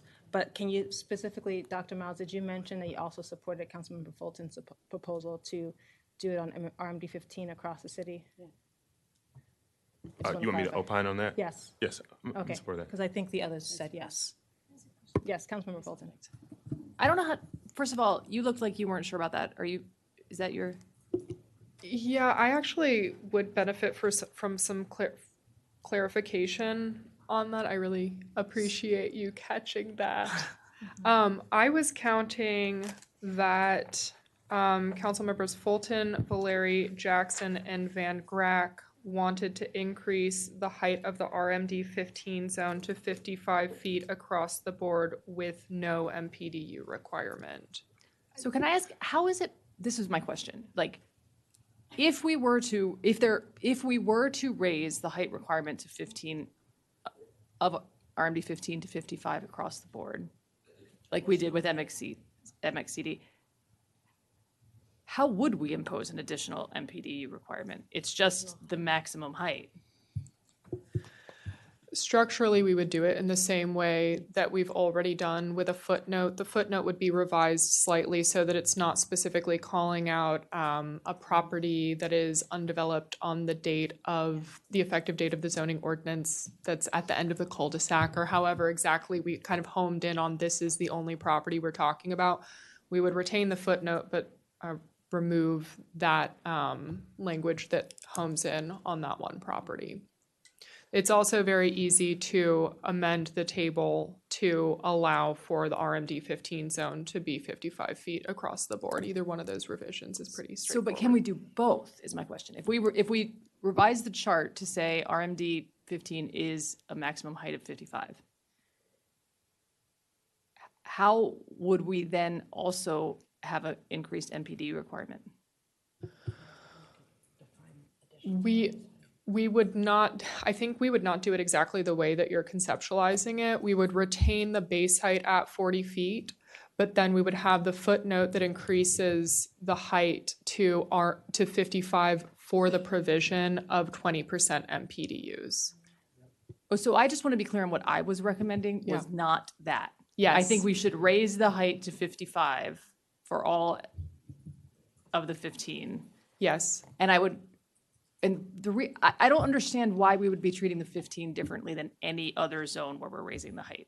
That's what we should do. Then we should do the same thing for the MXCD. Why don't we do the same thing there? Which is what we're talking about. Well, I will add that one of the comments that we made is with MXCD, we're moving forward with, like we did in a town master plan, where we increased the height along 355, and then we also added an additional bonus density in that area. So that's how we're treating it. I did hear also that there were 4 people interested in allowing 15. Madam Mayor, point of order, I actually could use some discussion about it before we finally get there, because I'm still a little confused. We'll come back to that and staff can weigh in. But I just want to clarify that there were 4 people who said we do support the 15 being at 55 across the city if there is the MPD requirement. So, and one of the people who were on both sides was Councilman Valeri. So I just wanted to flag that. But I have a solution. Staff, did you have a comment? And Councilman Fulton, do you have a follow-up question? No, I think that does clarify it for me. If Councilmember Valeri had said she's in support of both of the options, I was counting her the one direction, and she was also being counted the other direction. So I think that's a point of confusion for me. Sorry, I was in the, just so I understand the MXCD difference. Yes, we do allow a bonus height above what we've put at the minimum if there are more MPDUs as the maximum. Yes. But if we change the maximum, there is no bonus. I'm just trying to understand how those two things square. This is a legitimate question. Yeah. Like, we're treating them both, we're treating them differently, right? I think that when we revisit the Rockville Pike plan, we may actually want to go beyond 130 and make there a baseline height plus a potential bonus density on top of that. That's still a difference, right? The base is the base, and there's no required MPDU for the extra 50 feet we're giving them in this rewrite. We were trying to be consistent, more consistent with the Rockville Town Center master plan to bring additional starting height down 355. Staff has their mic on. Mr. Wasilick, please proceed. I did want to point out one difference between RMD 15 versus all the other MX zones, in that RMD 15 has a density cap in addition to a height cap. The MX zones do not. So you're still, if you increase the height to RMD 15, you increase the height, you don't increase the density. So developers still working for that with that 15 units to the acre and trying to provide those MPDU units. So we probably would have to provide some increased density in the RMD 15 to make it more feasible. Thank you. Thank you for the clarification. That's what I was kind of All right, thank you very much. Dr. Miles, will you finish with your points? Yes, ma'am. Okay. Okay. But no, I are we also, going back down the line? not yet. So I just wanted to flag, we talked about RMD 15 MPDU. The other thing, staff is going to come back to us on the vehicular access comments that my colleagues have made. Go ahead, Mr. Mihalik. If we need more time, that's fine. We can come back around. Yes, more time would be very helpful. Okay, all right. And I know that some of us have additional comments in other sections, so I want to make sure that we give time to go back around on the stack. So, Dr. Miles, you're good. Councilmember, right? You don't have anything else? Councilmember Bolton? I can just weigh in on the other things that came up. Yes, I agree that we should go with the new language, assuming it's what it should be on the restriction. There was another thing that came up that I wanted to weigh in on. Historic. No, I'm good where we are, but if we're going to change it, I think it should be 6-1. Is there something else that's not that I have here? Okay. Oh, I do think, yes, I'm with everyone else on the green cremation. I think we should try to make it work, but I understand we need more time. Dr. Miles, thank you. I apologize. I failed to weigh in on the green cremation. I support the discussion that was had and look forward to hearing back from city staff on it. Thank you and apologize. Thank you. And I think on this point, we have enough support that staff is going to come back to us. That's correct. Okay, so that isn't, we don't have to talk about that anymore tonight. Okay. Did I see Ms. Simmons? Okay, Councilman Valeri. Yes. Okay, so excellent on the whole. Now we're all cool on the bonus density, et cetera. What I was thinking of, there were only three of us at the time that mentioned the possibility of having RMD, that same parcel that we've been talking about for a very long time now, having to be RMD 25 closer to 270, and then looking at the rest of the parcel as 15, which, to Councilmember Fulton's point, we're trying to get as many affordable units as possible. And if that is actually one of our goals, then we might want to consider, it would not even be bonus density at that point. It would just be, you know, an actual increased height and density. I put that out on the table as a possibility as well, because if we are looking at, you know, bonus density versus increasing the height, I think we can do all of the things, but ultimately, if we're looking at 25 closest to 270, that would get us more housing.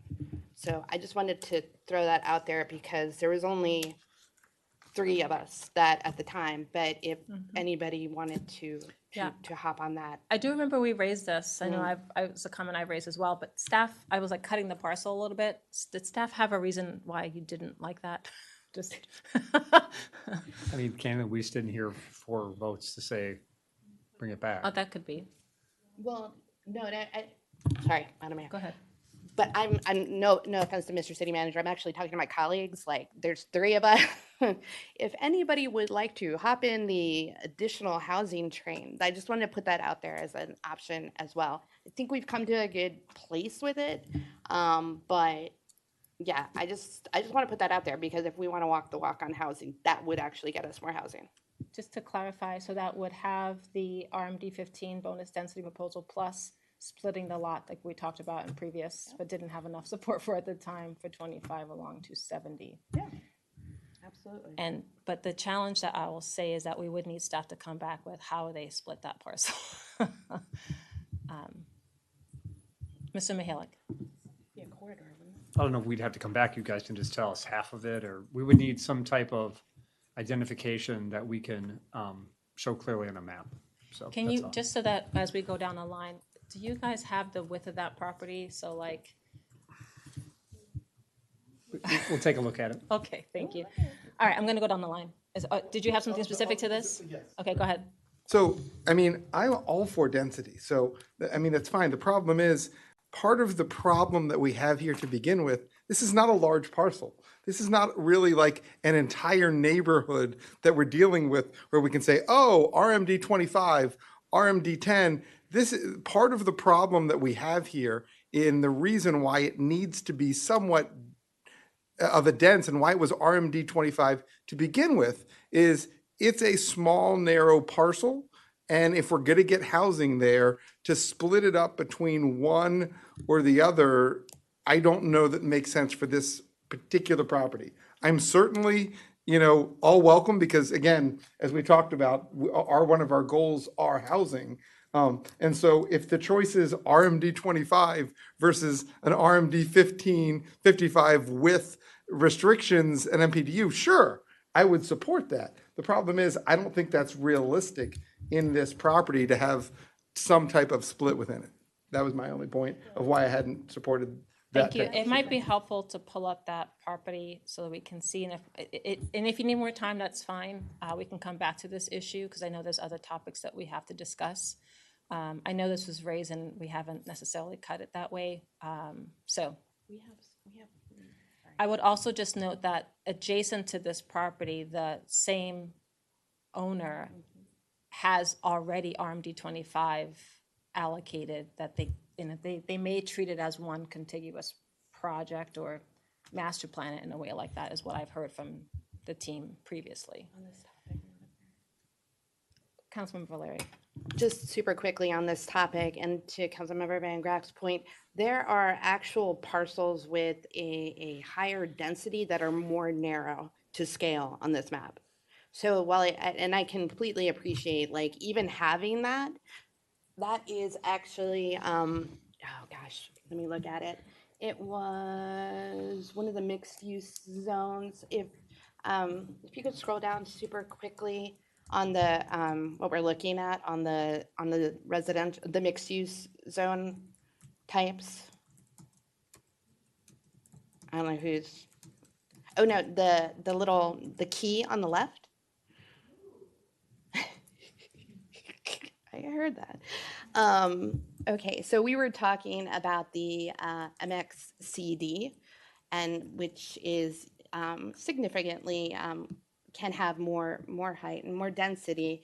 There are parcels which are a sliver of what we're looking at, right? That are zoned right now as MXCD along 355, north of West Goody. So I don't think that this is an impossibility. I absolutely defer to staff, but if you were looking at just the map itself, and I'm a big fan of maps, and I've always appreciated the tools. I don't think that this is as difficult as it may appear, and I think I think it's going to take a little bit of creativity to get us to our housing goals. So I still put it on the table. I appreciate Councilmember Van Grack's point, absolutely taken. I just wanted to flag that we have MXCD zones north of West Goody that are more, would be the, basically, and I know it's not to scale, look to be about half of that parcel. I would The also south note half. the town center parcel, it looks so tiny and there's planned units there. So I'm just flagging that. Mr. Mihalik, go ahead. I mean, I'm almost nervous to jump in, but just to help the conversation, perhaps, if council gave us direction such like the westerly half of the property shall be zoned RMD 25 and the easterly half of the property shall be zoned RMD 15 with a height limit of 55 and 20% MPDUs, that's easy enough. But I'm just throwing that out there as an example of a motion that you guys could make. I'm going to pause it and just make sure staff has a chance to whisper among each other on their concerns, and let's come back to this issue.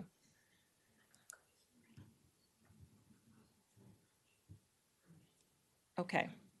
All right. Councilman Valeri, are there other issues that you were holding back on? I know you shortened your list and I did as well. Go ahead. I know y'all are tired of hearing me talk anyways. I did I'm want. sorry, hold on, Mr. Sorry. Wasilek I'll had a pause. revelation. So we're looking at scenarios on the property. If you extended the north-south property line between the Potomac Valley Nursing Home and existing Don Mills Court properties straight southward, and created and rezoned the property west of that line, that is 5.84 acres, just to give you a sense of how much land that is. So the rest of it is about 4 acres, because the total is 9.75. Okay, and we've heard some feedback about this. If we put that line on, you would have some of that. I guess it wouldn't abut necessarily a property, correct? Because it would be west of that. I'm just trying to make sure that we've gotten some comments about, there was misinformation about Potomac Valley Home and it's gonna go up and tower over our homes. That's not accurate, No, correct? it is not. But we won't create that similar concern with the way you're proposing to divide it. No. Okay, thank you. Okay. Councilmember Valeri, did you have a comment on this issue? Go ahead. For the record, I just want to share that I support the natural organic reduction. Just for the record. Oh, thank you. Thank you. Oh, Go ahead. I'm sorry, it's getting late.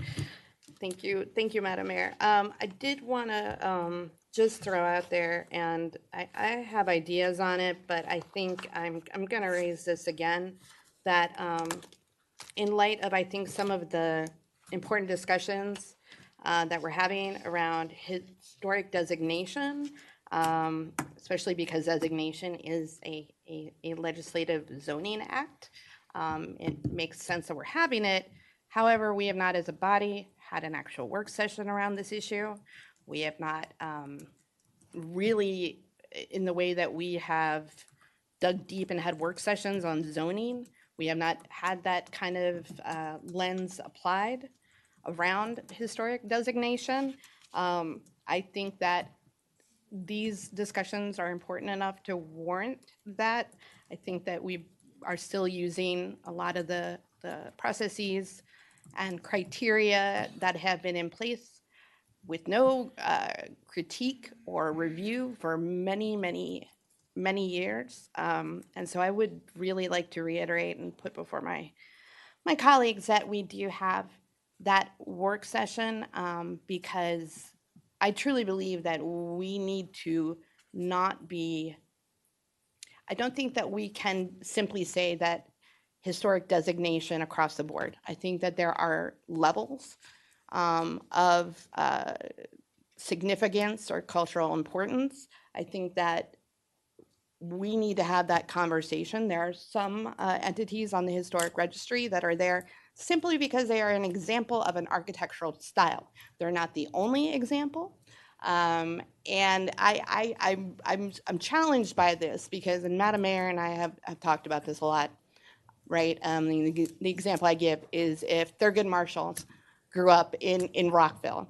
There is a distinct difference between the home where Thurgood Marshall was born and raised and a home in Twinbrook that is a style of Cape Cod that at least 4 to 5 other houses around it also have. So I think that the whole premise is actually flawed here. I think we need to look at it in terms of cultural significance and cultural preservation versus simply a style. And I'm just going to throw that out there for my colleagues as well. This is a much deeper conversation than simply the ZOR, and I think we'll do a great disservice if we don't get into this issue now and kick the can down the road. Thank you. Are you done on the rest of ZOR? Yeah. Okay, all right. Thank you very much for that feedback.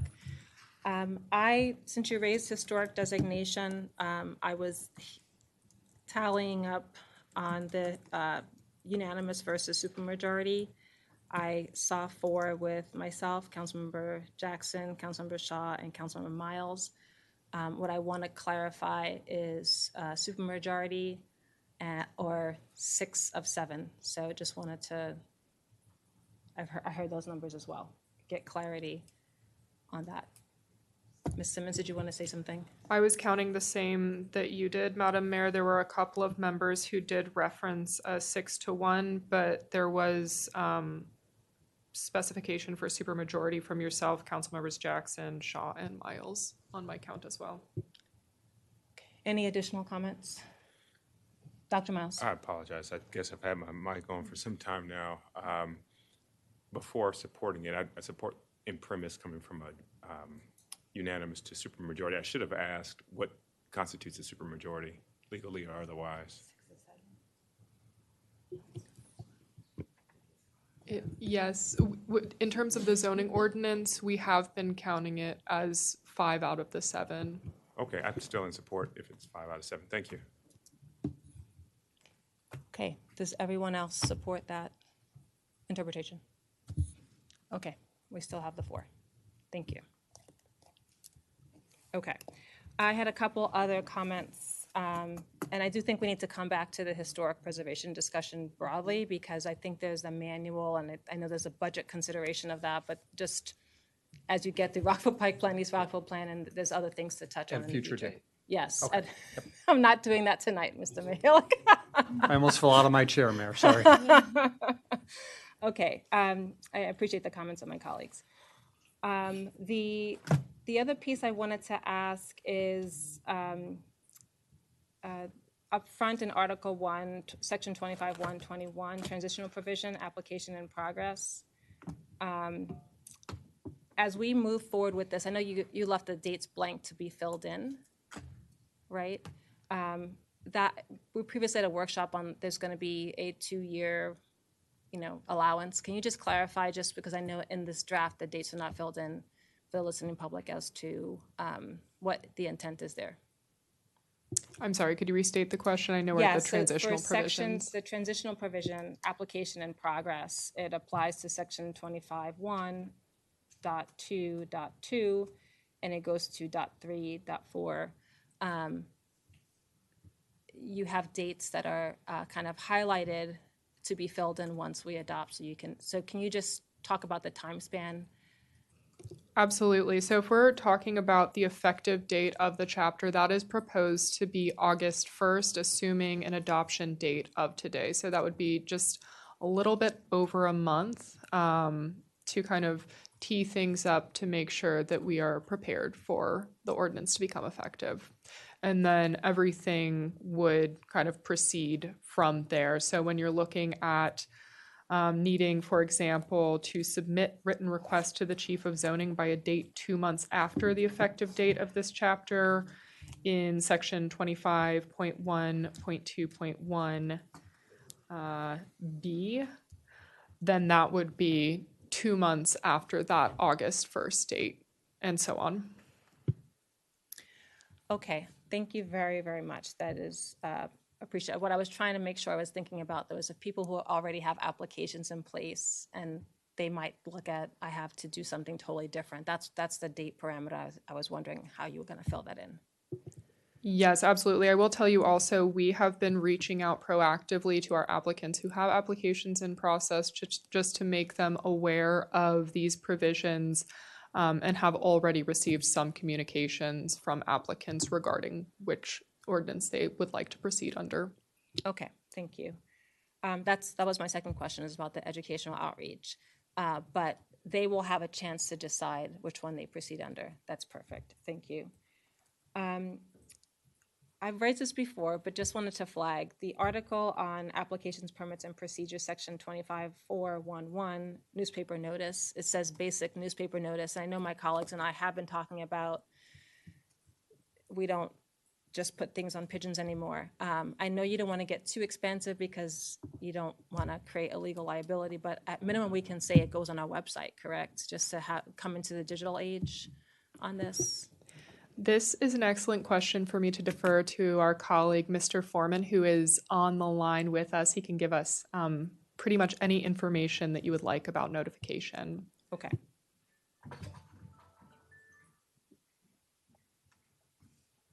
Good evening, Mayor and Council. John Foreman, Development Services Manager. If you'll give me just a minute, I was not on that page. So the question, as I understood it, was about posting information on the city website. Would you mind repeating just to make sure while I'm looking at this that I've got the question correct, please? Yes, thank you. This is section 25411, newspaper notice under Article 4, development applications, permits, and procedures. Where required by law, the city must must be published in a newspaper of general circulation in accordance with chapter of state law. I think you also are required, or you should be required to put it on the development website, correct? Or at least on Rockville's website. So there are a number of other provisions for notice farther on in the chapter, and it's the way it's drafted is by application type, and then it refers back to the various notice provisions. They're not all the same. There are some application types that require mailed notice. The amount of mailed notice varies depending on the application type. So that is definitely written in. I'm looking to see what is mentioned in terms of website notice. Regardless of what's required in the code, I'll say as a process and procedural matter, we post applications on our Development Watch webpage, as well as listing them in our newspaper in our newsletter that we email out as they come in. The extent to which those can or should be in the code, I think I would defer to Mr. Dumais. I think there are other implications there, but I'll note that the city has had a procedure of putting those things on the website for a number of years and has no plans or intention to change. If anything, we're looking to expand that. I would also note that there are defined digital notice, so they're required to be emailed to HOA representatives and community representatives as well. Let me pause there and see if No, Mr. that's Dumais has okay. anything to Yeah, add. I appreciate that. I did see a lot of the snail mail stuff in newspaper, and I was just trying to make sure that we were coming in. It doesn't look like a code from 40 years ago. So that was the nature of my commentary. So I won't belabor the point, but that's why I'm raising it. It's is very old school. The other question that I have, and I apologize for not previously raising this, under section 25684, temporary uses, it says, and this is going to be funny, but for party and events, that when a party and event tent is used on residential property for a period of 3 days or less, is a permit really needed to put a tent in your backyard? I just wouldn't want residents like the Deermish issue randomly getting fined. And again, that's section 25684, number 6, party and event tents. Yes, no, this is a great question. So, and this section we haven't dealt with in so long, so thank you for testing my memory. So it says that the temporary tents associated with parties and events may be installed under a temporary use permit for a period of up to 7 days. but the temporary use permit is not required in the following instances when a party and event, and the second one is when a party and event tent is used on residential property for a period of 3 days or less. So the intention there is that the permit would not be required until you exceed 3 days. So as soon as you hit that 4th, 5th, 6th, 7th day, then you require the permit. Okay, that's super helpful. Excellent. I think those are my core issues, so thank you very much. Councilmember Jackson, then Councilmember Shaw. Thanks, Mayor. So just to chime in, as Councilmember Shaw did, I am for the green cremation as well, and what you guys are going to come back to us with. Also for the traffic language that Councilmember Van Grack suggested, and you guys were working out. I did have a question. So when we talked a little bit about splitting the property, the Tower Oaks area, isn't that a little bit difficult given the terrain of that property? I mean, splitting it up, I don't know. It seems like if you divide it, you have really difficult terrain, especially on the stormwater management kind of area. So, I mean, is it realistic even to split it up?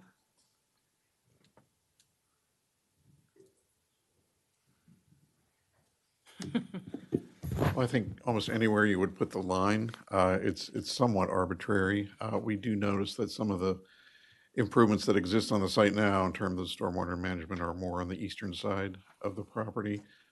So if the line could be more toward the center of the property, it might avoid some of those things. But I think anywhere you put it, even if it's based on other property boundaries, short of a survey, it's going to be somewhat arbitrary. And my final question, and this goes back to something that Councilmember Fulton was talking about. Did we decide on RMD 15 across the city, and what did we decide? I heard 55 feet, and I also heard 20% MPTUs for RMD 15 as well. Thank you. That's what I heard as well. Is that Councilmember Blair? I don't mean to call attention, but I think I was still unclear on where you landed on that. Sorry, I can probably be a lot more clear, but that's kind of how my brain rolls, so I apologize, Ms. Simmons. No, I absolutely agree with making that change to RMD 15 across the city. I think it makes sense. That's why I was kind of bringing up how could we look at adjusting the parcel, because ultimately we want to get more MPDUs. Is bonus height enough of a draw? I don't know. I am not a developer, nor do I pretend to be one. I would love to hear that kind of input. I don't know if that's enough of the incentive right now, but I also know that we will get a certain amount of MPDUs if we increase the height. So it makes sense to me. I support it across the city. I think she's asking about the MPDU requirement. Oh, I'm sorry, the MPDU requirement? So in order to get the 55 across the city, that would have to be a 20% MPDU? No, you get to decide that, what position. You previously said that you supported the last time we had the discussion about the MPDU requirement, but you asked for us to explore this. Yes. So she's trying to ask, are you RMD 15 across the city without an MPDU requirement, or are you in support of RMD 15 across the city with an MPDU requirement? Larger than. Yeah, so increase in order to get that additional height, they'll go above 15. Can you come back to me on that one? This is a hard one. I do want more MPDUs, but I don't know if this is the hook for it. So I will basically then say just the height without the 20% requirement, but I do want to explore what would work and across the city. I don't know if this will. So I'm hearing from you that you support the RMD 15 across the city without the MPD requirement. And that would go forward then everywhere. And so the previous 4 we had on RMD 15 would not go. Exploring, correct. I'm just talking about the previous conversation today. Yes.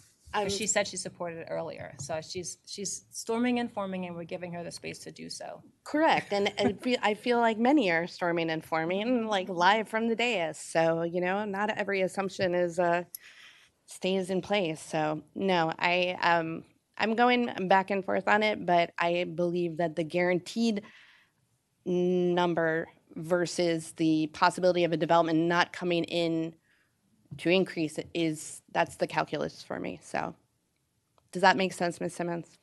It does. Thank you. I appreciate it. Mm-hmm. That's clarifying. So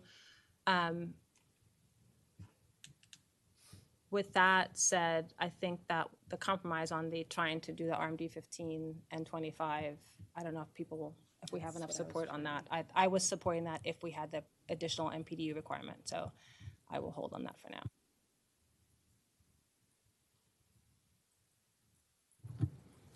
Councilmember Shaw. I had another issue or another kind of question to follow up with. When we were going over the map for the Montrose community, there was a footnote for one of the zones that noted that it wouldn't create gentrification. And I asked about how did you know that, like what sources and information. So this is just a request to just circle back to that question and at some point just to provide some information on that. Because I think that the equity analysis done, I don't think considers the difference in income when you have brand new housing that's market rate versus some of the MPDUs or even the workforce housing. The new housing, as we saw from the housing assessment, a lot of the housing that we're building is not for people that are making moderate salaries or wages or maybe some of the lower. It's more for the very, very higher salaries. And so if you could just circle back to that section and just provide some of the sources of why it says that it won't create gentrification. We can follow up with answers. Yes, Okay, Mr. Miller, go thank ahead. you. Councilman Valeri. Thank you, and thank you, Councilmember Shaw, because this is something that I was challenged with the fact that we had a special presentation about the housing needs assessment and not an actual back and forth, because there were a lot of questions like this. I wanted to ask questions about how some of the numbers came about. I wanted to make sure that I had the understanding. Special presentations for the public completely constrain us. We cannot have a back and forth Q&A with whoever is presenting us. It's extremely frustrating when you do have questions. And I think there were policy recommendations in that presentation that we couldn't say anything about. But this is an important question. When facts need to be backed up with sourcing and context, and there was a lot of both that was missing that I could not ask any questions about. So I do feel very constrained. I don't know if on the face of it, if everything that we saw in that report was accurate. There were several things that were shown to not be accurate. So I appreciate Councilmember Shaw. I appreciate you bringing it up. I wish we could have had the conversation, frankly. So I just wanted to make that point. Thank you. And on that particular point that my colleagues raised, I did mention the need to potentially have a work session. We have the MPDU scheduled. We're having the landlord tenant now, but there are other recommendations like the HOF and others that we have not had a chance to discuss. And I believe that Mr. Mihalik's intention is to bring that forward to us. Mr. Mihalik, please proceed. Yeah, no, I'll just say we'll line that out. I didn't want to push forward on something else, but were there additional questions or comments? Mayor, if not, I have a suggestion for you. You mean on ZOR more broadly or on this topic of the housing needs ZOR assessment? broadly. Okay, let me just go back through my colleagues and see. Colleagues, are there any other sections? Councilman Van Grack, you had some that you were not finished, but I just want to make sure none of my other colleagues, we're not skipping the line. You commented already. Councilman Shaw, do you have anything additional? Were you finished with your point? I will just note that I'm still supportive of the MPDUs. And if that doesn't seem to work out, then looking at increasing this to workforce housing, which is closer to market rate.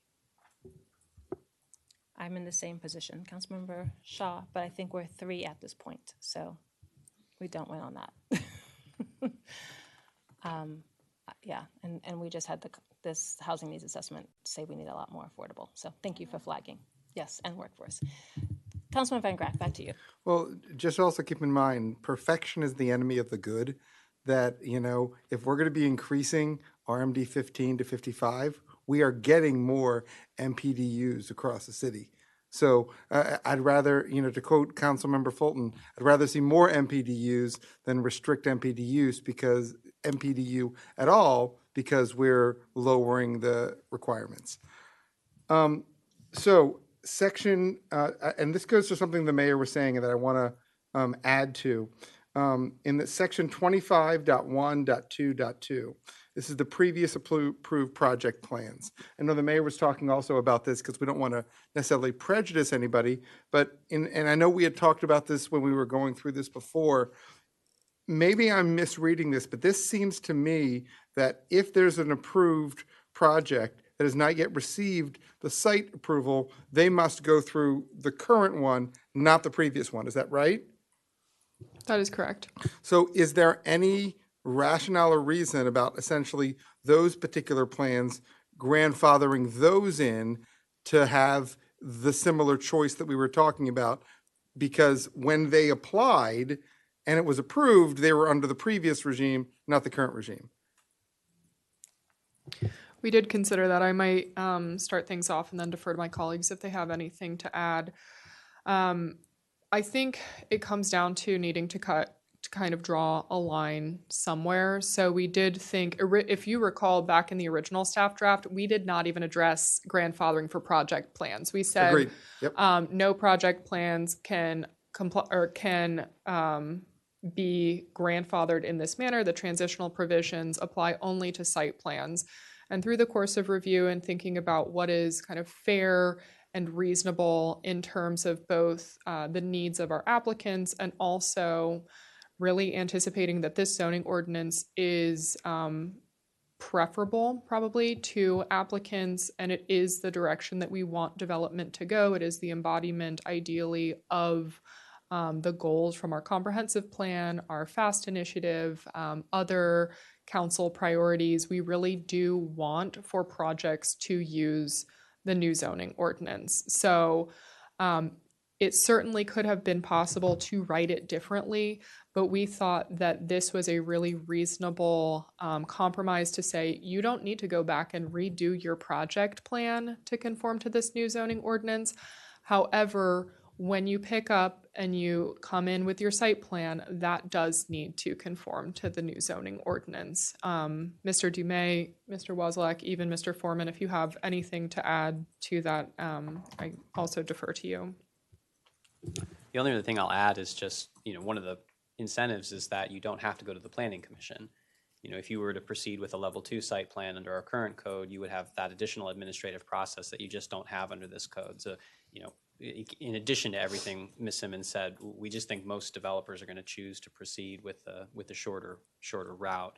But again, I certainly second everything Ms. Simmons said. So, let me ask you this. I have not heard anything. This is just my read of kind of code going through that. Have you guys heard from anybody who had an issue with this non-grandfathering but putting forward in this manner? Which everything you're saying makes sense that someone would want to, but I know I'm not necessarily smart enough to think about all the permutations that someone might have. Have we heard from anybody that presents a concern? To my knowledge, we have not. However, I also would be interested here if Mr. Foreman has any additional information on that. I do believe that we looked into the number of approved plans that would even kind of be addressed with this, and the number was very small, if I recall correctly. And I see Mr. Foreman has come online as well. Yes, thank you. The number is very small. That is true. We have also, as a matter of practice, been as transparent and informative as we can possibly be with both our ongoing applicants and those who have prior approvals of project plans that may be affected by this. And to date, nobody has expressed concern about this provision. The feedback we've got is we want the option, and I think we've built that into the draft here. Okay. That answers my concern. The only other thing that I wanted to mention, I know some of my colleagues mentioned it too, I appreciate the detail that staff has went through with regard to the deer mesh. I know it's been a constant shuffling and back and forth, and I'm sure that when you started this, you had no idea that you would be spending so much time on deer mesh, Lyme disease, and planting issues within the city. So I appreciate the effort that you guys have put forward in the product that we have before us. So thanks so much. We were just trying to net it out. No? Okay. Oh. Planners like to plan, net it out. You got one more? Well, you were just needing the dough. Okay, I did want that. Thank you, Councilman Van Grack. That's why I was headed on, not the jokes, but on the on the transitional planning. That was my concern in general, is that people who have things in process, they don't have to start from scratch. And so I asked the question, I'll just ask it one more time to make sure we're not inadvertently harming people, that they will have a chance to choose. But I just have concern about changes that are so abrupt. I also was curious just to support additional educational outreach about whether we look at a September 1st start date. That's another thought I wanted to flag for the team. Can you share any clarifying information about your thoughts on that? I think at the end of the day, the determination on the effective date largely is something to be decided by the body. Mr. Dumais can weigh in on that as well. You can certainly push back the effective date. I don't want to do it unnecessarily, but I'm trying to make sure that the projects that are in development are not harmed. That's the ultimate goal. The second thing I want to do is, there's a lot in here. We've had a resident who's caught something like that. We as a team have enough time, and I know there are holidays and time off coming, that you have time to QA this document again. So I'm giving professional space, as well as, wanting to make sure we're not causing harm to projects in play. Is the reference to the one cross-reference that was incorrect? Yes. Yes, and we have addressed that and very much appreciate our resident who caught that residence. Yeah, I just was saying, this is a big document. There could be others. So I wanted to give you guys a space to have fresh eyes on it, not just rush it. So that's why I was sharing. If that's something that would be helpful, I would support that. And the second comment is, I don't want to hurt anyone who has projects in play right now. So what would you suggest? Do we need to do anything differently? I anticipate that from a staff perspective, either is perfectly acceptable. We are confident that we can be set to go on August 1st. However, if it's a September 1st effective date, we can also, we can certainly use that time as well. Okay, and then just to echo the comments that I made and Councilman Van Grack made, there would be no projects and transitions that would be harmed. I would say that our transitional provisions address how projects would be treated going forward, and projects that are pending will have the opportunity to determine whether they would like to proceed under the old ordinance or the new ordinance. Okay, and you are doing outreach over what period to communicate that to them? If Mr. Foreman could respond to that question, I'd defer to him. We would begin, well, we've already begun. As I mentioned, we've been working with applicants and have had standard comments referring to the zoning ordinance for months now. But we would begin the more direct, targeted correspondence to our applicants as soon as this week. We have a draft email that's basically ready to go, outlining the steps and the transitional provisions for everybody that has an application in process. From our perspective, the August 1st date is plenty of time for us to send that, for us to work through any questions and to meet that. It also does provide a sooner availability of the new zoning ordinance for those who want to use it, and there are some of those. Speaking just from the impact on the development projects, not the drafting, Ms. Simmons can address that. But speaking just from that perspective, we are completely fine with August 1st. Okay, thank you. And you guys have the time to have fresh eyes to QA this document again. Okay, thank you. Councilmember Valeri. Thank you. As I continue to sit here and noodle through this, I had a question about going back to our favorite topic of RMD 15. I'm trying to see what the compromise could be. I think it's possible that we could do the 55 height across the city with RMD 15, but then make and still do get more MPDs through bonus height if we went above 55 in those circumstances, correct? Like, what would be the next above 55, basically, if we were looking at like another? I'm trying to like think on the fly here and think about ways to essentially do both, right? Yeah. I don't think that it's impossible. I mean, it's a policy decision. I mean, council could give us advice on, how many MPDUs or what percentage is worth X amount of feet going up. That's what we've tried to do with this. Yeah. When council had this original conversation going to 55, then we thought 20% made sense to us, right? And if council wanted to say, you know what, 55 is standard across the city, but if you go up to say, let's say 75, then we would expect you to have a 20% MPD or 25 or 30 or something like that. But I don't want to say it's completely arbitrary, but it's absolutely a policy decision. Yeah. No, and thank you, Mr. City Manager. I can't read that. Sorry. I'm trying to do the math, and I'm really bad. And Madam Mayor's really good at doing math. I know, she's trying to do math for me because I'm communications major. I can't do this. But what I'm trying to do is like I completely support what Councilmember Fulton was doing. I completely support trying to create like more MPDUs through a bonus height incentive. And what would be that next height that would get us that, it could be anywhere from 18 to 20% MPDUs. But I'm trying to thread that needle. Let me try. And I'm not doing very well because math is hard. Mayor, if it's okay? Mr. Mihalik.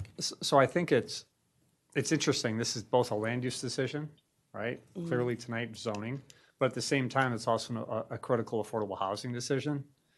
In a bit, when you guys are ready, we're going to ask for a recess if we can, if it's all right with the mayor, to put together the language so you guys can have a clear sheet in front of you if you choose to make a motion on what you all agreed to. But please know, we do plan on bringing back MPDUs within the next couple of months for a broader discussion. And at that point, you guys could decide that you want to make changes to the MPDU code. And then also you could say, you know what? Even though we just adopted the zoning ordinance, we want to go back in and talk about height bonuses and what MPDU bonuses might look like. It's just an idea. So I don't want to clutter things, but just a thought to kind of park that for now. Thank you, Mayor. Are you suggesting that we could go back in and say, oh, you can't get this height? I mean, I think that would not be nice to say you can. We're giving 55 with no MPDU and then say months in December that we changed our minds. So I don't know. I think we should try to be more clear. I understand that we'll look at the whole program and there's, considerations on that as well. But I just want to also be fair. Understood. There's a consistency, sorry, Madam Mayor. Larry. There is a consistency to a certain extent because we had this bonus height, I don't want to say program, but calculus basically when we were having the town center master plan, right? Like I'm not crazy. I mean, I am, but I'm not crazy that we had this conversation already. So I'm trying to, thank you, Ms. Simmons. Every time I look at you, I feel so much better. I'm trying to find that way to do both because I don't think it's a false equivalency either, while at the same time creating more affordable rental, but also more affordable MPDU to own as well. So what could that calculus look like, and how could we codify that within the ZOR without having to wait for an MPDU program?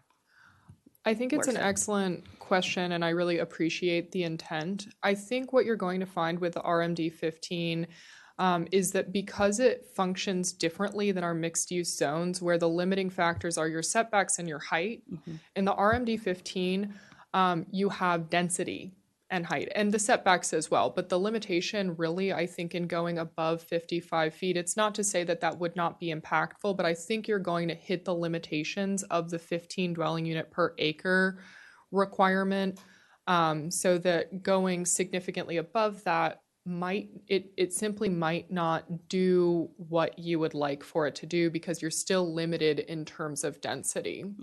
So continuing to increase the height without increasing the density might not be as effective as desired. Now, that's not to say it absolutely wouldn't. This is something we're considering on the fly here, but that's, in thinking about it for just a few minutes, I think that's probably what you're going to run into.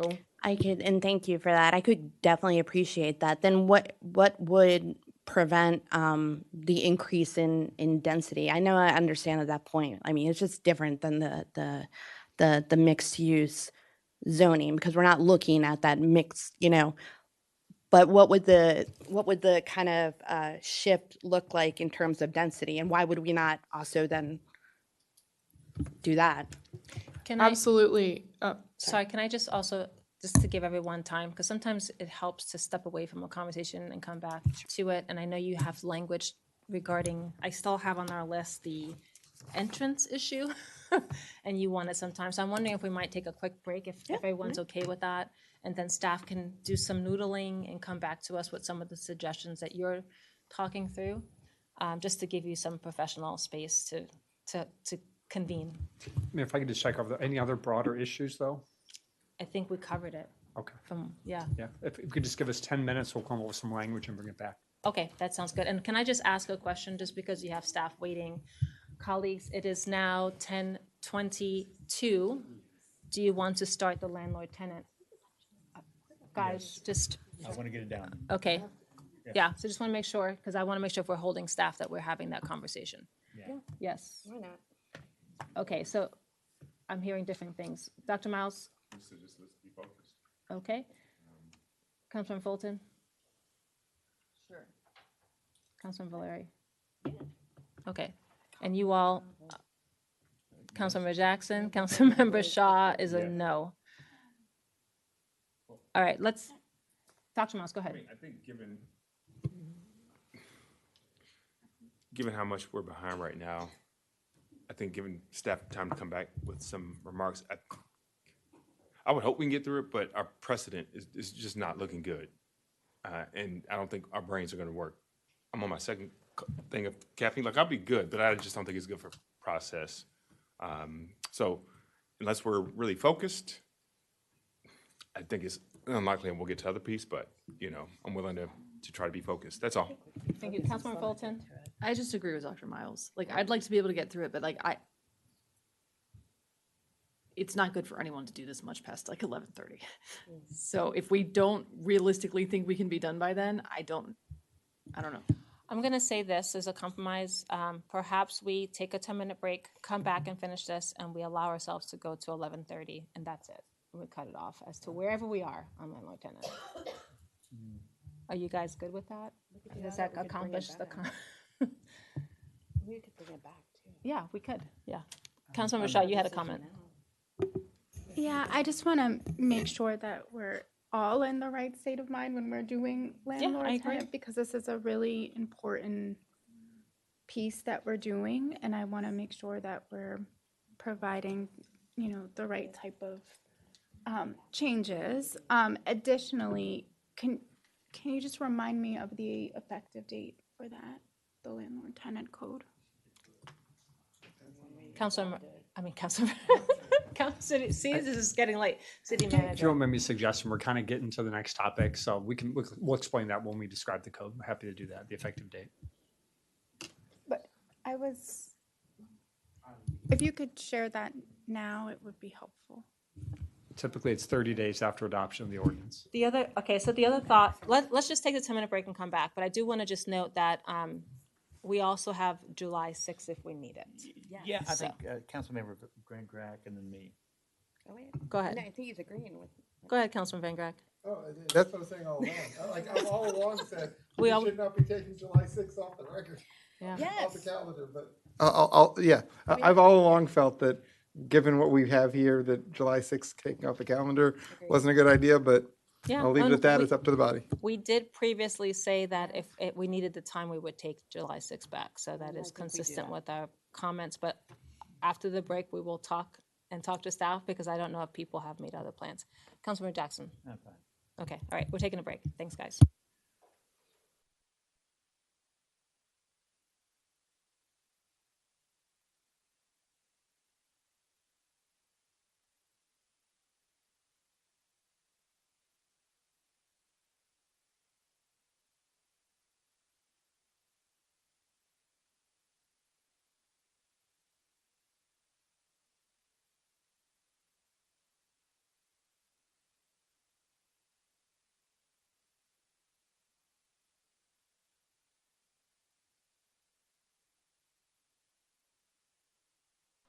Good evening, Rockville. Today is still June 29th, 2026, and we're reconvening meeting 17-26. We were coming to the conclusion of our zoning ordinance rewrite agenda item, and I'm going to turn it back to staff because they had a time to confer and share some information with us. Thank you, Madam Mayor. And we have put together suggested motions for you to consider, and I'll go over those in a moment.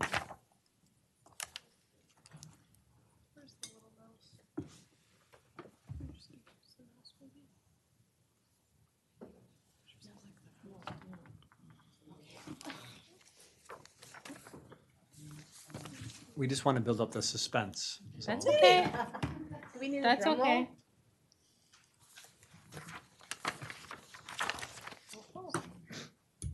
Oh. Okay. To adopt each ordinance, motions are required. In the typical process, you would introduce the ordinance, move to waive the layover period, and then move to adopt the ordinance to grant, in this case, the zoning text amendment, and there's a companion motion or ordinance for the zoning map amendment. So I did want to go over the suggested amendments that you've agreed on based on your discussion. So under the topic of historic district designation, we'd revise the words unanimous to supermajority. Under the annexation process, it would add the sentence at the end of section 25.131D, if the planning commission fails to send a copy of the preliminary annexation plan as required by section 25.131C2, the mayor and council may adopt a final annexation plan pursuant to state law, just to make that clear. Under the RMD section, it would amend table 7.16-1 to delete footnote 3 dealing with MPDUs and delete the 40-foot height and replace it with 55 feet in our development standards table. And then regarding access, there were three components to this. First one is the MXCD zone, adding the text which would prohibit vehicular access to a secondary residential street. We would add the text notwithstanding the foregoing, the Director of Public Works, Chief of Inspection Services, or Fire Marshal may authorize a restricted vehicular access point to a secondary residential street for governmental access and emergency access only. Similarly, the second part deals with the MXE, IL, and IH zones. Vehicular access to any residential street is prohibited, notwithstanding the foregoing. Those same individuals may authorize a restricted vehicular access point to a residential street for government access and emergency access only. And finally, for the RMD 15 zone, new vehicular access to any secondary residential street ending in a cul-de-sac on the effective date of the ordinance is prohibited, notwithstanding the foregoing. Those three individuals may authorize restricted vehicular access point to such a secondary residential street for governmental access and emergency access only. So any questions on the suggested motion for the ZTA? To clarify, I know the city attorney would probably like us to read all of these.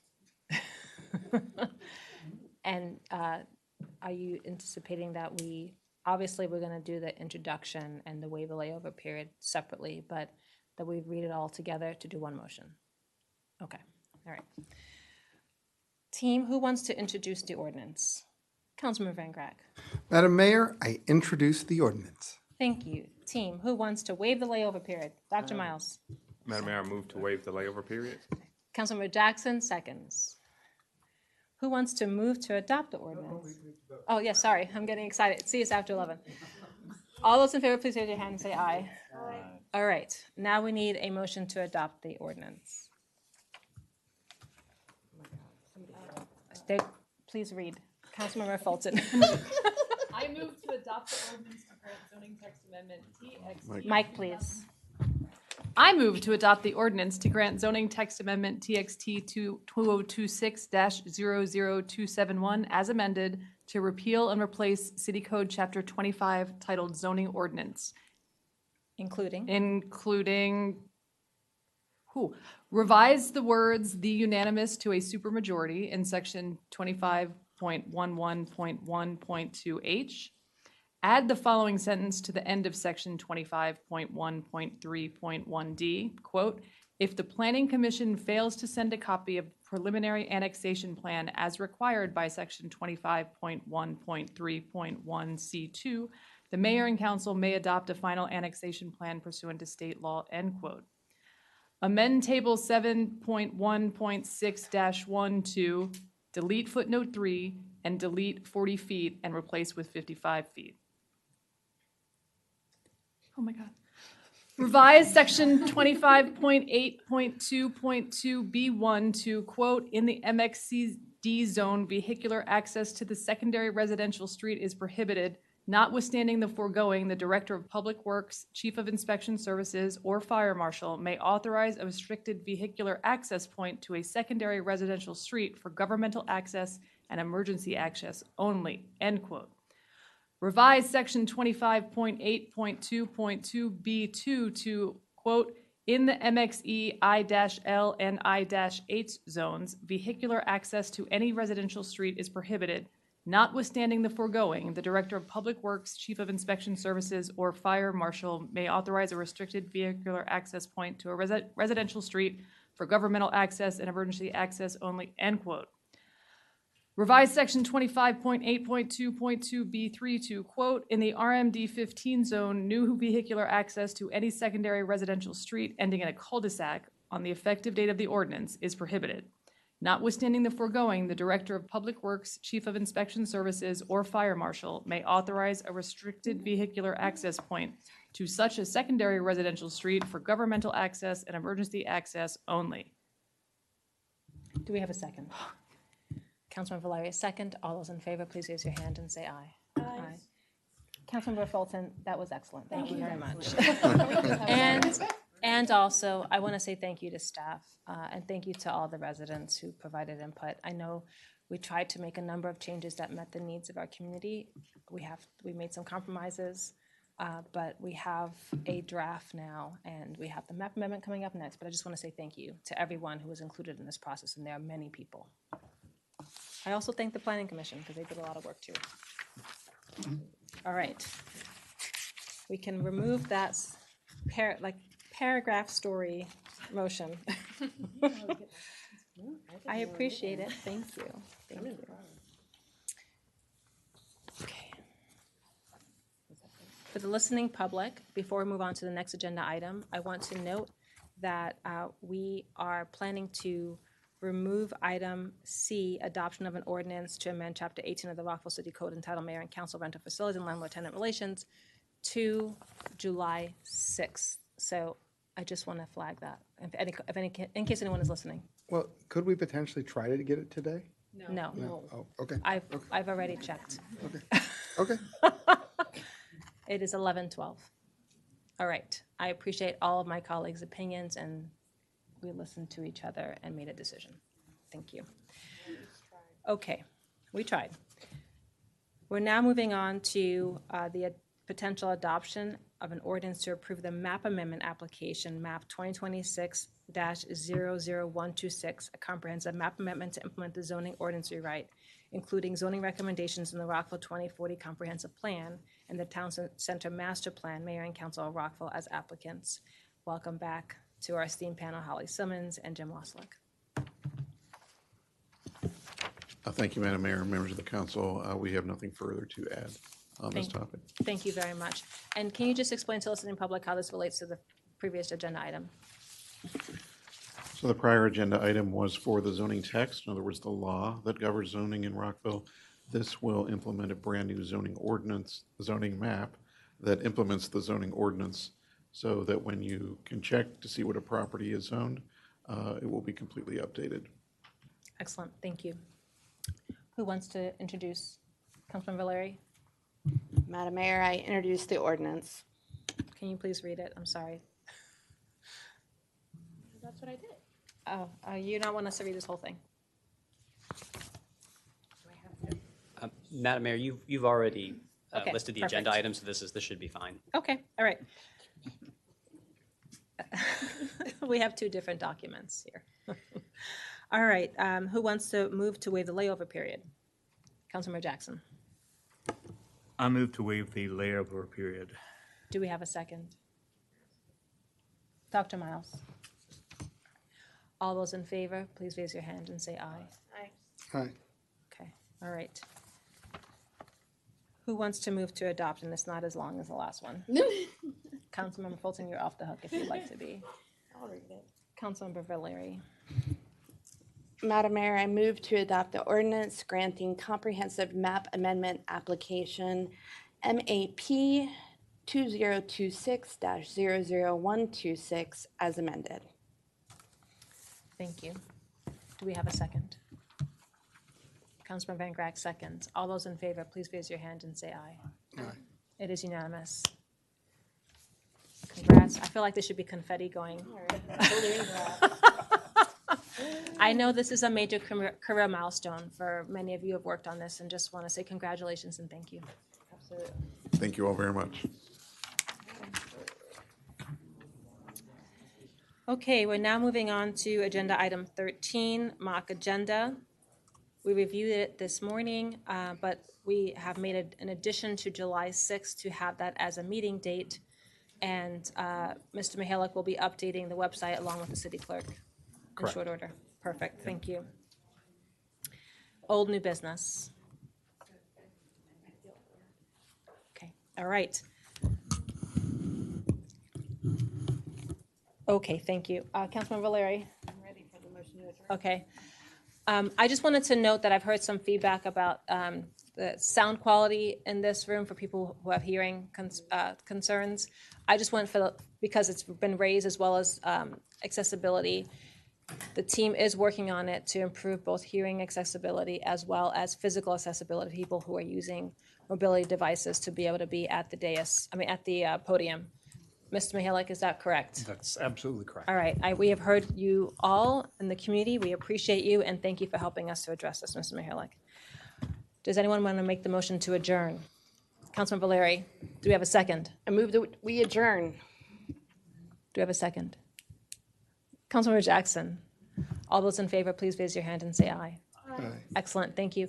Can we just up too, so that the new motions are up there so people can see? Perfect, thank you.